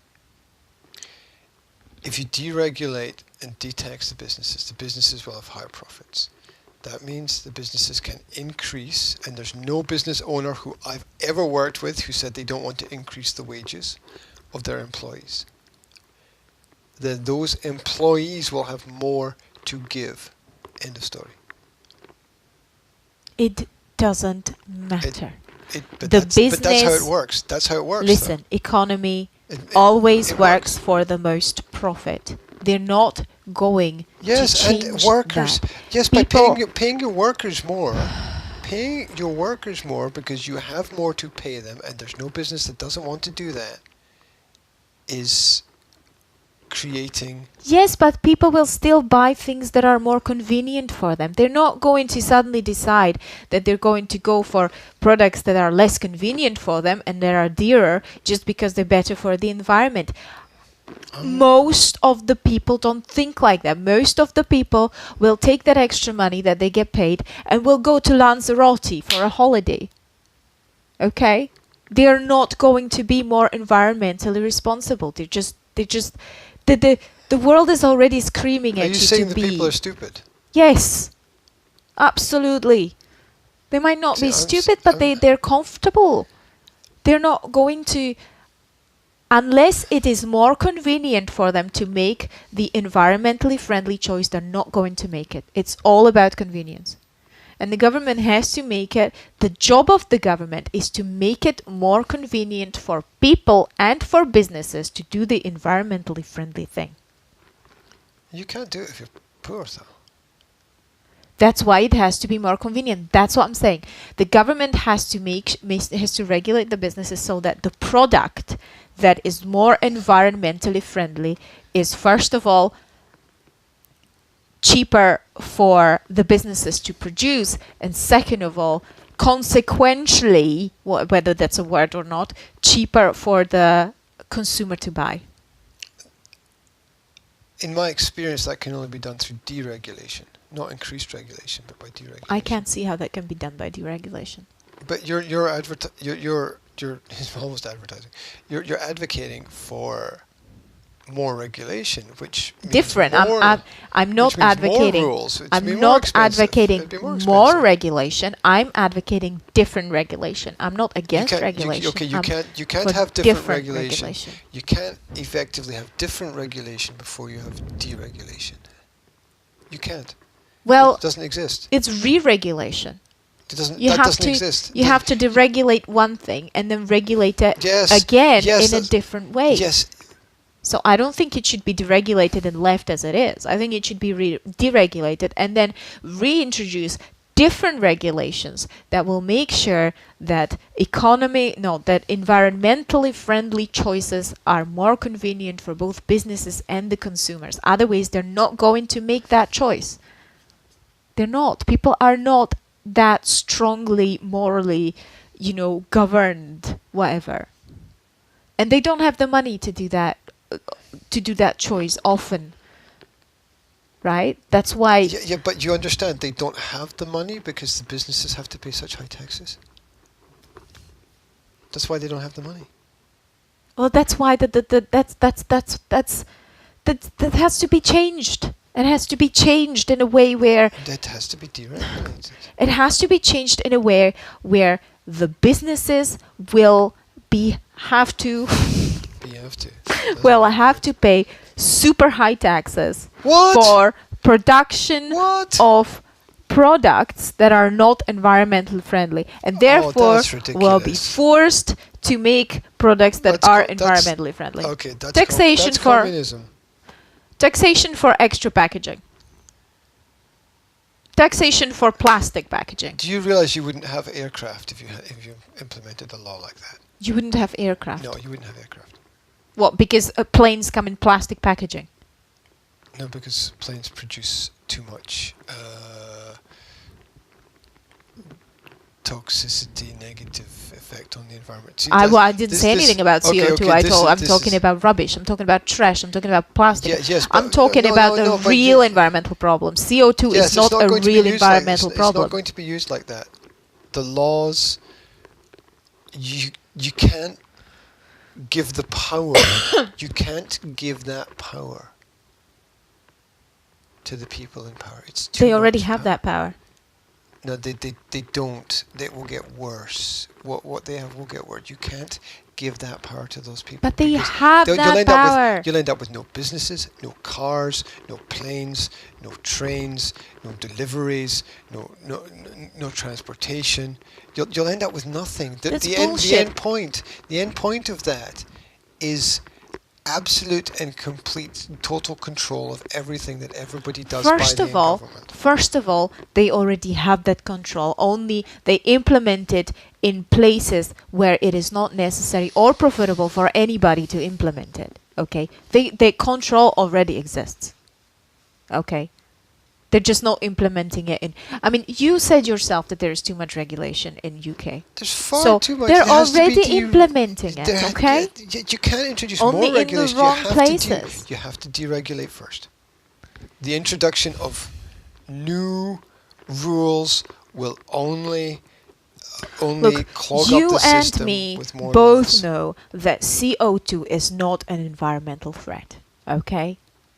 You know I it. don't I know it. believe that Everybody global warming in the is- world is knows dangerous it. for No, the not planet. everybody in the world. Sorry. Any scientist, any climate bloody-tologist, right, knows that the Earth goes through warm periods, and cold periods. That the bloody volcano throws out into the air more CO2 per day than hundreds of planes do all put together in 5 years. Okay, or whatever the numbers are. The numbers are horrendous.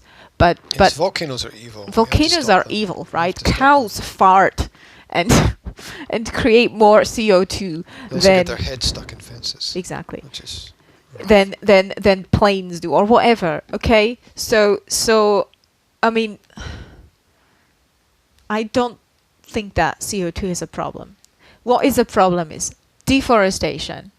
Yeah, because you cannot claim that CO2 is a problem on one hand and then cut down massive amounts of forest on the other, you know. Look, yeah, but that's not like So what big companies real like problems are? yes, but those are when you realize that the big companies are not deforesting, they're not.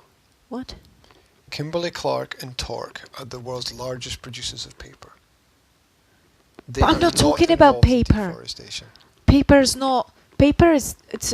I'm not talking about paper. Yeah, no, but I'm At talking all, about size. right? I'm not talking about paper. I'm talking about companies that are involved. Yeah, I in- know, but paper that they're companies not don't deforest. They're not deforesting those companies. SLS is the main reason for deforestation.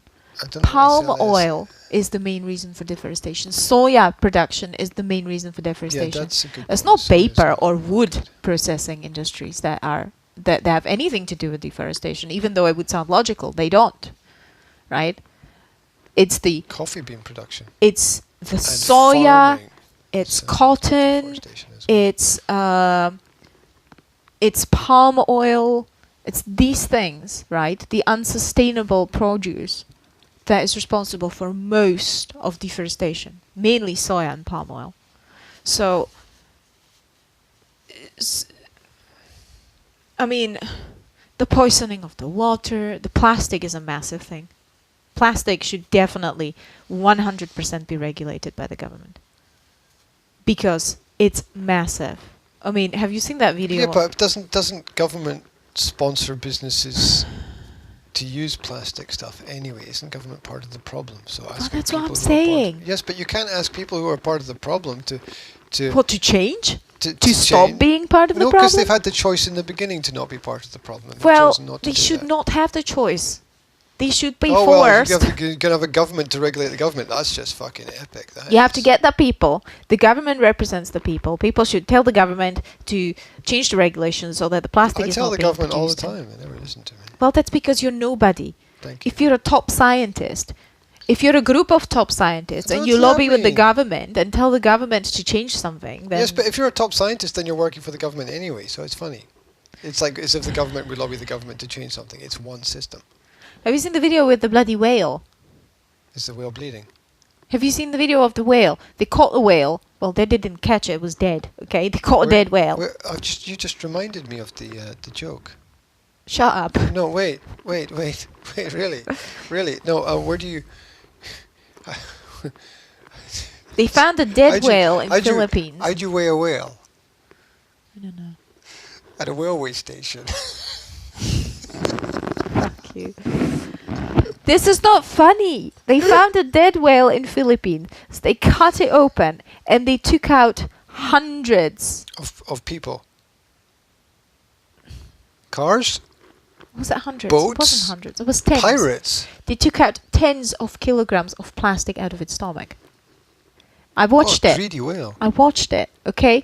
I watched it as they were taking out of its stomach sheet after sheet of plastic. Yes, the plastic thing is terrible. I agree. Right? The whale ate so much plastic that it died. Why don't we have a personal like endeavor not to buy anything with plastic? Whoa, wait a minute. We can't buy anything at all then, can we? Exactly. That's my fucking point.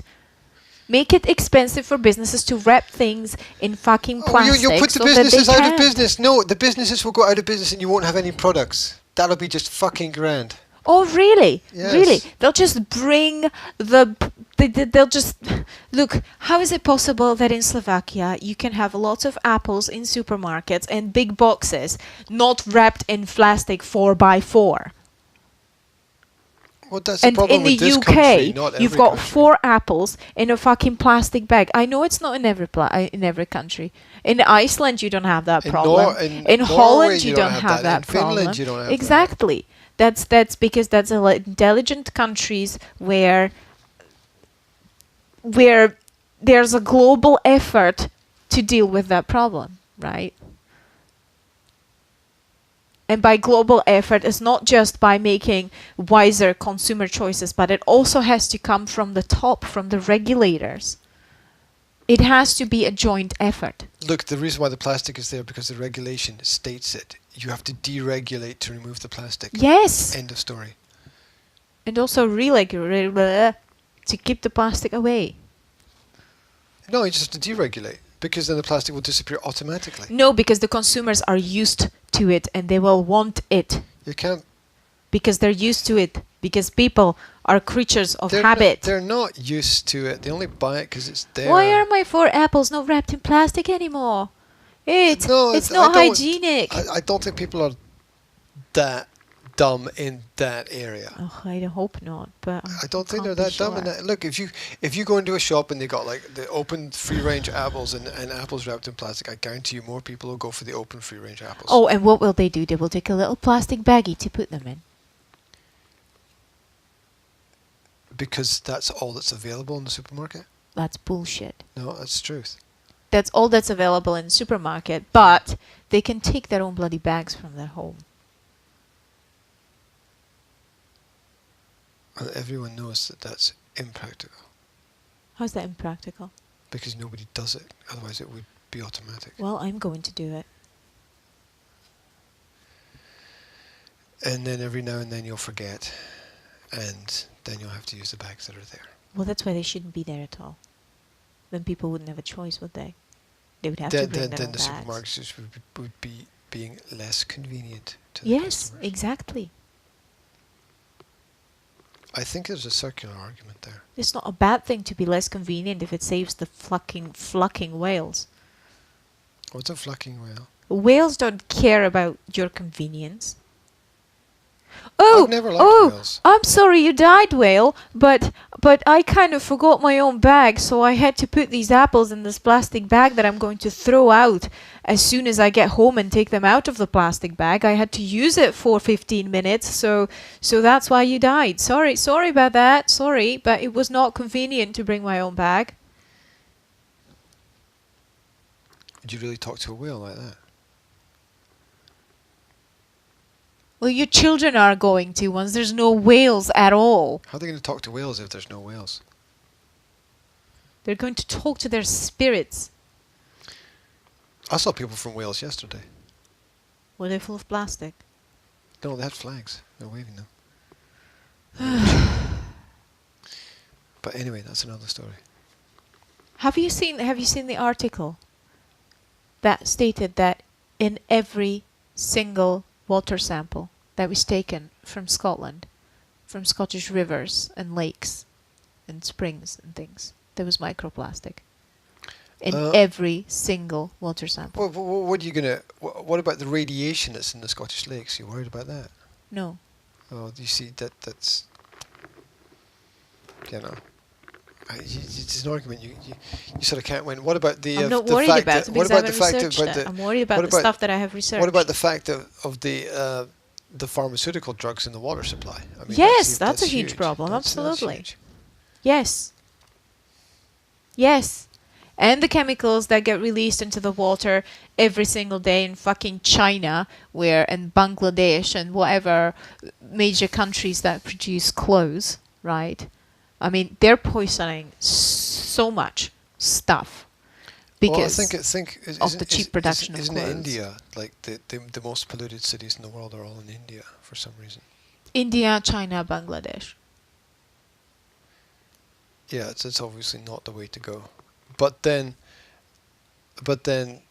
And that's all consumer powered. Clean is not always clean. That's all economy. Look, you end up with the same people that you want to regulate plastic bags are the same people that regulate energy production and have built windmills everywhere that are falling over. Look, okay, that would be. You have to go one step at a time, okay? According to, well, in my opinion, plastic pollution right now is one of the major problems and is just as good a first step of making a change as any, if not the most pressing. Yeah, it would probably cause half of the countries in the West to go out of business, though. People are clever and they will adapt. You just said people were dumb earlier. That was your argument. Now you're arguing that people are clever. People can adapt. People will adapt. You can't have it both ways. Listen, it's You not can't that have people are people. It's stupid not and that people people are clever. dumb. It's not that people are dumb. It's that the people will make the most economic choice for themselves. But if okay. Okay. People but that's are not being dumb. That's being people intelligent. People are not dumb. People are greedy. Okay. So you're changing it. Yes, I'm changing it. People are not dumb. People are greedy. Okay. That's why they're making the wrong moral choices. Because they're greedy. So is it greedy to be economical? Sometimes you don't have another choice but to be economical. And it's not greed, that's survival. Okay. But you see there's a crossover. But there. You understand what It's I'm not trying to black and say. white. It's not that people are dumb. It's that people are always going to go for the most economical choice, whether they're the business owners or whether they're the consumers. Okay? Where do you see this people are greedy thing? Where do you get that from?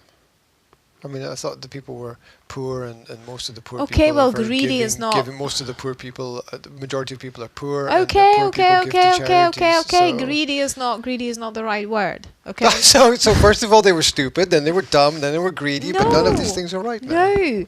I am telling you that people will go for the most economical choice that they can go for. Whether it's out of necessity. Intelligent. That's intelligence. Yeah, that's grand, but it's not moral, okay? Oh, so now they're... So now it's a moral argument. I'm telling you that they're not going to choose. They're not going to choose the more moral option. Okay. What people? They're going to choose the more economical option. So you expect government to make people moral? That's not going to work. Expect the government. I'm not expecting it because I know that the government doesn't work like that. But it would be ideal for me if the government would doesn't work. Step in. Government has never made people moral. And make the moral decisions more economical because you expect government to make moral decisions when they make their money through force? No, I just told you I don't expect them to do that.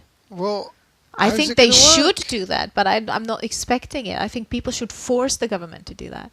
The government is not going to do anything by themselves. Why do people have to force people? Because the government is there to represent people.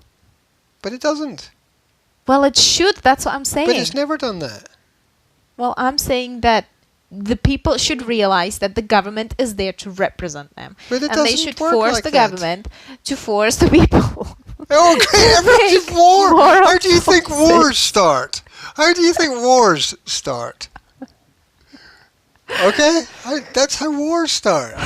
People, let's force them to do this, and then I'll force them to do that. Look, and the people will force if- this and that, and if then the everyone just end up government- in conflict with each other. If the People just government leave is each other supposed to alone. have any role in the society at all, it should be one that's positive. And this would be one positive way of using the government and using the government's what's the word? Not power, but Mandate. just, using the government's power to create regulations for others. Oh, force. For good. Force is failure. It means you don't have an argument. I have a strong argument, but if people don't fucking listen, Oh, so the problem is people not listening. So you force them to listen. Force. That's your solution. Force. listen, you're trying not to. It's like you're being the devil's advocate. You're like arguing anything that you Whoa. have against whatever I say. let's- Okay. Now let's depersonalize this and take a step backwards, because I have agreed with many points throughout this debate. Yeah, so that's an unfair statement. So let's depersonalize it. Let's not criticize the person, and let's realize that a large part of the argument presented is forcing people to do things. Yes, but the government's already forcing people to do things. It might as well bloody force them to do the right thing. Well, more force. No, I already told you this before, because we've already mentioned this before. Different force, not more of it, not less of But it. force, all the but same. in different areas. Force. Yes. So if I forced you to do things, that would be good, No. because I'm not the government. Exactly. But if I was the government and I forced you to do things, that would be good. Yes. Okay. That you see the circular argument there? You It's see? different force.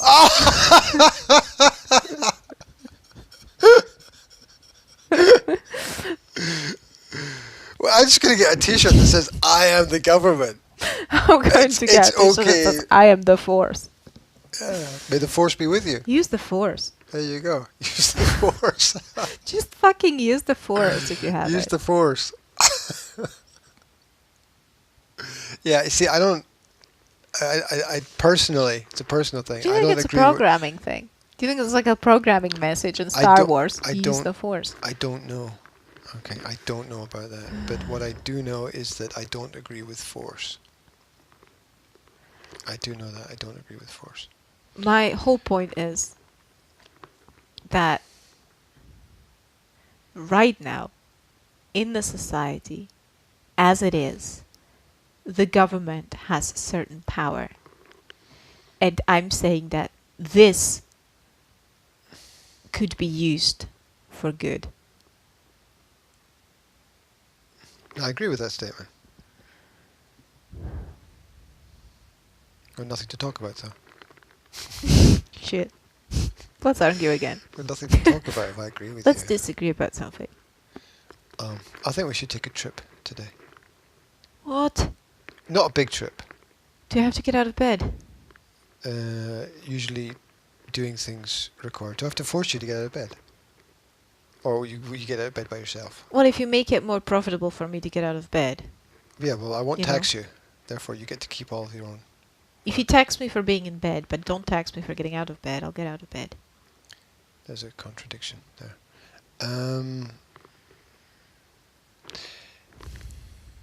I just think we should jump in the car this afternoon. It's maybe. incentives. There you go. It's not force, it's incentives. Whoa. Slow down.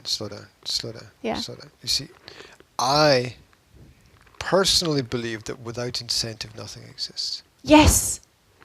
Okay, however, I do not agree with force. So, it has to be incentive without force. Think about will, okay? And what incentives are going to work with will? Look, what do you think I use the video games for? Right? It's incentives to get things done. Now, there's a strong argument against that. I'm aware of the argument, and I'm not arguing that I am correct. If you take a situation, right, A and B, same situation, but Will has to tidy up his room, okay? Mm-hmm. And you give him, same situation, you give him 2 incentives. In one of them, you'll say, if you tidy up your room, you can play the Xbox, Mm-hmm. right? The less time you spend tidying up your room, the more time you have to play, yeah? And that's an argument that I would use. Yes. On the other hand, you could say, tidy up your room because that's the morally right decision to do because it benefits the Which I've environment of this also house. used. I've used Yeah. both of those. Yeah. Which one of these is going to be more effective? The one that I use the most. Yes, the Xbox. Yes. Right. It's the same with people. Some people But are I'm- going to listen to the moral argument and they will buy the more environmentally friendly products because they're conscious. Oh, But most of them are going to make the Xbox but choice. no, but that's. See, my point is, Mm-hmm. companies can't incentivize consumers properly because a large proportion of the company's profits is going to pay for taxes and regulations. That's why the government should incentivize the businesses by, They can't. for example, You can't incentivize them by removing- tax. You can't incentivize anyone if you're still taxing them. Well, how about you can't. remove the taxes? That's my argument. Yeah. My argument is the removal of taxes. So you keep, you keep the taxes where the taxes are, but you will remove. Whoa! I You haven't keep finished the my. taxes where the Shut taxes up! I are. haven't finished my That's not. sentence. Sorry. Okay. Okay? But You forgive can't me, but react to my sentence if I haven't fucking finished it because I haven't made my my point, have I? So let me finish, okay? Okay, I'm sorry, but it You- did appear to be a contradiction. You have certain taxes, yeah. So everything stays the same apart from the place where you remove the taxes if we're talking about environmentally friendly things, right? So I'll tax you the profit on this plastic wrapped shit, but I'm not gonna tax you on the shit that's environmentally friendly, No. and therefore I am. No. Because it's logical. Because you don't have to pay taxes for this. Because you have made the environmentally friendly choice, and therefore we do not have to use that money to put them back in the environment. Okay, so you save the environment there, so we don't have to invest into saving it for you because you fucked it up. It's logical. It's incentive. It's removing taxes. It's perfect. If you were in power, which would scare me because you like the use of force. Yes. Sorry, Um, incentives. Call it incentives. I like that more. No, because incentive doesn't mean force. Those are different things. Incentive doesn't have to include force. Incentive doesn't include force. Really? Yes. Incentive has 2 sides of the same coin. Because, on one hand, if you tidy up your room, you'll be able to play the Xbox. But on the other hand, if you don't tidy up the room, you won't be able to play the Xbox, and that's force.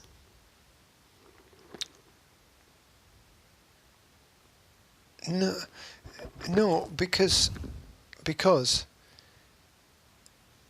there's only a certain, and I disagree with that point. I think that point's completely wrong, and I'll explain why. Everything is limited by time, right? And if I say to Will, you need to tidy up your room, he'll do it slowly. It might take him, say, 2 hours, right? Mm-hmm. But if I say to Will, look, we've only got 1 hour of time. If you want to tidy up your room and play the Xbox, we're going to need to speed up the processes. And what happens if he doesn't tidy up the room at all? Oh, that's never happened. If he just says no, That's never happened. why did it never happen? Because the incentives were always so good.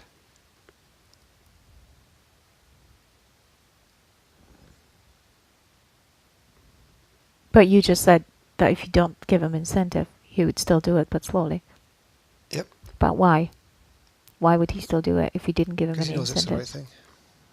No, What? Of course he knows it's the right because thing. he knows you would be angry if you didn't do that, Yeah, what if he's wrong? and he's scared of you being angry. What if he's wrong? Look, Trust me, I know him. Trust me. Wait. He's hugely motivated by being scared of you getting angry. Wait. Well, yeah, but I've had this conversation with Will many times. This is where I think you're wrong. I think that's a projection. I think you're wrong. Because I've had this conversation with Will many times. And I think you're projecting the anger. Because it's not anger, it's disappointment. It's a different emotion. Well, the number of times that he told me that, oh my gosh, Dad's going to freak. And that does not mean Dad's going to be disappointed. It means Dad's going to be angry.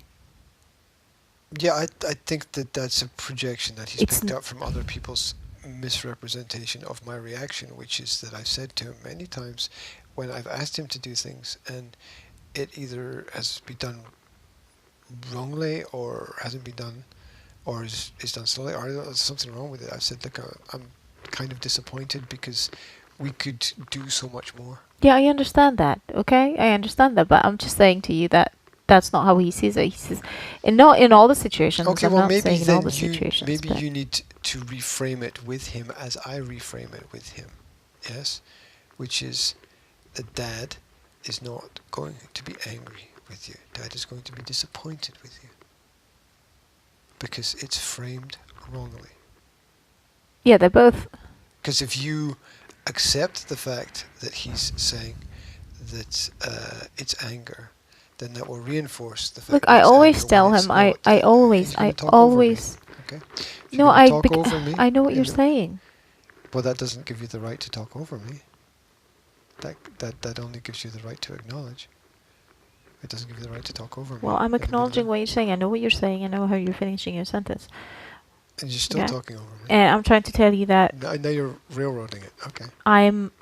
You're just going to That's what I do. Okay. you railroad. No, that's what I tell him when he says he's scared because you're gonna be angry that can he's you- done something well, wrong. Could you reinforce the fact it's disappointment rather than conflict, please? Because I'm But that's not what I angry do. with him. I'm disappointed. Well, then I don't know where he's got the Dad's going to be angry from. Maybe Because that's I've how ex- he perceives it. Yes, but I don't know where he's got that perception from, because it's obviously, look, are there certain times when I've been angry? Yes. Is it a minority of cases? Yes, because I will either say I'm unhappy or I'm disappointed, but I will never be angry. Almost never. Never is an absolute statement. I think it's the reaction more than the word that you call it. Okay, it doesn't matter because it's disappointment. Well, it does It's framed wrongly as anger. It's not anger. Anyway, my point It's is sadness. my It's point. not anger. It's sadness. It's different. It's a completely different emotion. You've got to get the emotional construct right. Yes, but he's reading your nonverbal communication as well as your verbal communication, and sometimes your nonverbal communication is not Then- communicating sadness, but when you shout and frown and things like that, it looks more like anger than sadness. Then everyone needs to reframe what it is that they're doing. Because if he's confusing those emotions, that's a big mistake. Well, maybe you have to reframe as well. That's what I said. I said everyone. I don't disclude myself when I say everyone. Anyway, that's getting off topic. The point is that all incentives have the opposite side of the coin, and the opposite side of the coin is usually perceived as punishment. No, the opposite side of the coin of incentives is unintended consequences.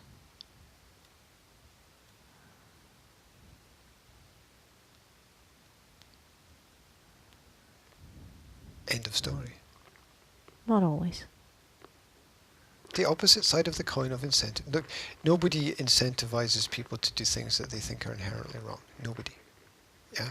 So the opposite side of incentive is unintended consequence. It's Yes, a but negative you are result, it still is not you an are intention. still in you are still the power that deals these consequences. For example, Zora, if you don't tidy up your room, you won't be able to play with the Xbox. Okay, you're the one who decides about that. You're in the position of power, just as Welcome to being a parent. yeah, just as the That's government is in the position of say, No, well, if you don't. whoa! The government has taken power. I have been given the responsibility. Yeah, it's a gift. The responsibility that I have been given is a gift, right? Government has taken power by force. What I have received is a gift. These are completely different things.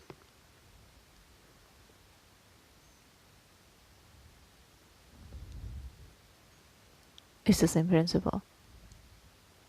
Don't know what that means. It means that if the government gives you an incentive, on the other side of the incentive must be something that is less profitable for you, or It's less only appealing. assuming government is good, which I would not assume.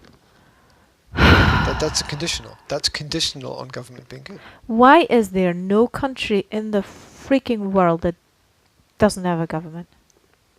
In the whole world, there's not one single place that doesn't have a government. Yeah, but that's a false Why? argument because that forgets to separate rules from rulers. That There's a big difference. That suggests, look, the fact that within hundreds of countries that exist, Yes, there is but- no country But without a government, There's no country with a government that's not corrupt. Guarantee you that. suggests that, There's no country without prisons. Oh, I wonder why we need those. listen, a society has always worked. People have always had hierarchies within them. Always, ever since the beginning, ever since they were wandering around in the packs of freaking gorillas or whatever, okay? If that's true, because Yes. that's still a theory. If that's true. Then there has always been hierarchies. You can see it all over the natural world, right? You have packs of wolves that have hierarchies. You have societies of bees that have hierarchies. People are not okay? bees and people are not wolves. Yes, I know. But people have survived and evolved because they have lived within the groups. And within those groups, there have always been hierarchies. Always. You cannot remove a hierarchy from people. Okay? And those hierarchies have eventually It's your- dissolved or destroyed those cultures. It's your what was it called? The God of Flies book type thing. Okay? Lord of the The Flies. Lord of the Flies. There have always been hierarchies, and there have always been people at the top, and there have always been people at the bottom. That's- and I'm not that's saying it's a very good thing, Machiavellian. okay? And I'm not saying that, oh, fuck the people at the bottom. No, I'm saying that The people at the top, yes. I'm saying that you cannot remove hierarchy from society, but you can use it so that the people at the bottom are not completely screwed. Yeah, I agree with that. Good. We have nothing to talk about again. So I agree with that. Let's just finish then. I guess we should, because the kids will probably be making their own breakfast. They're if we- making yeah. noises. Will made breakfast for everyone again yesterday. He's so good. He really likes it. Including myself, because Yeah. I ate what other people didn't eat. Yeah. He's really good at that, and he really likes it. He really likes the fact that he can contribute and give his sisters a nice surprise in the morning. It's a good thing. He's a good fake. He's It's a a good good thing he's a as good long as kid. his sisters don't take it for granted. No, I think it's rubbing off on them. You should have seen Zora yesterday when Will wasn't there. She kind of takes on the responsibility for him. Naturally. She was being very responsible for Jazz, and she kept an eye on her, and and she was happy about it. I was never happy about it as a kid. I hated having to keep an eye on my sister because she was a wild thing. Anyway, she was like, yeah, I'll keep an eye on Jazz. Okay, bye. And she went off and she kept an eye on Jazz, and then she came down and she took a sock out of her pants, and she was like, oh, look, I found Jasmine's sock. And he went like this and digging in her pants, just taking it out of her leggings. She was so good. She was really good. And then she was given a break because she went with the other kids to have food because they had their extra table reserved, and it was all really well balanced yesterday. So she kept an eye on her sister, but at the same time she spent some time with the other kids. It's all good then. Mm-hmm. Have you seen the pictures on the football page? The pictures on the football page. Yeah. No, go on. You mean on the WhatsApp football page? No, on the Facebook football page. Facebook football. What? Facebook football page or football group. I whatever it is. didn't know there was one. Yeah. I haven't. What? Are you not part of the No. Facebook football group? No, I didn't know there was one. Really? Seriously, it's the very first time I've ever heard anybody say Facebook football group. Are you sure? Because I'm I was 120% sure because sure that I added you to that. Okay. No, I'm not part of it. I've never heard about it until this conversation. This is the first time I've ever heard about It's it. weird. I thought it was weird that You you thought. didn't upload any pictures. You thought. I did, because that's what I do with my brain, I think. You thought. Uh-huh. Yeah, but thoughts are different from realities, Yeah, well, right? The Obviously. reality is that you didn't tell me about it, and you didn't add me. oh my gosh. It's the truth. Spaymouth Junior Football Club, you're not in there. No, I have never heard about that Facebook group before. Jesus I have never. Christ. You've never talked about it with me. You haven't added me to the group. Jesus Christ. I hope that's a conversation with yourself. What? That. I didn't know you weren't a part of that group. Well, you are now.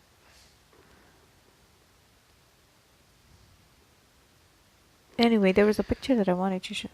A lot of people took plenty of pictures that are really boring from the match yesterday. Oh, very nice. Yeah, yeah. Anyway, what's the point you want to make? Because we have to finish. Well, I wanted to show you the picture of Zora Oh. and the kids from the Planet Pins. Oh. Okay. She wasn't very...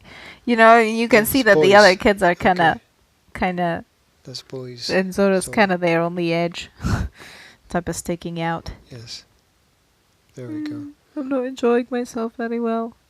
Look at her face. Yeah, I see that. I see that. Anyway, Yeah. Okay. But she did enjoy it. Eventually. that's very nice. Apart from the group photo. We should get out today. Go somewhere. I think a walk along the beach would be a good idea. Mm-hmm. I think a walk along a different beach would be We're a good going to idea. fucking freeze to death, but okay. Well, the fresh air, the fresh air will do you good, as they say. Right.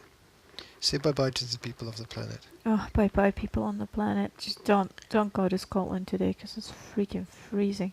You freeze your balls off. Scotland's a lovely place. There you go. It's freezing.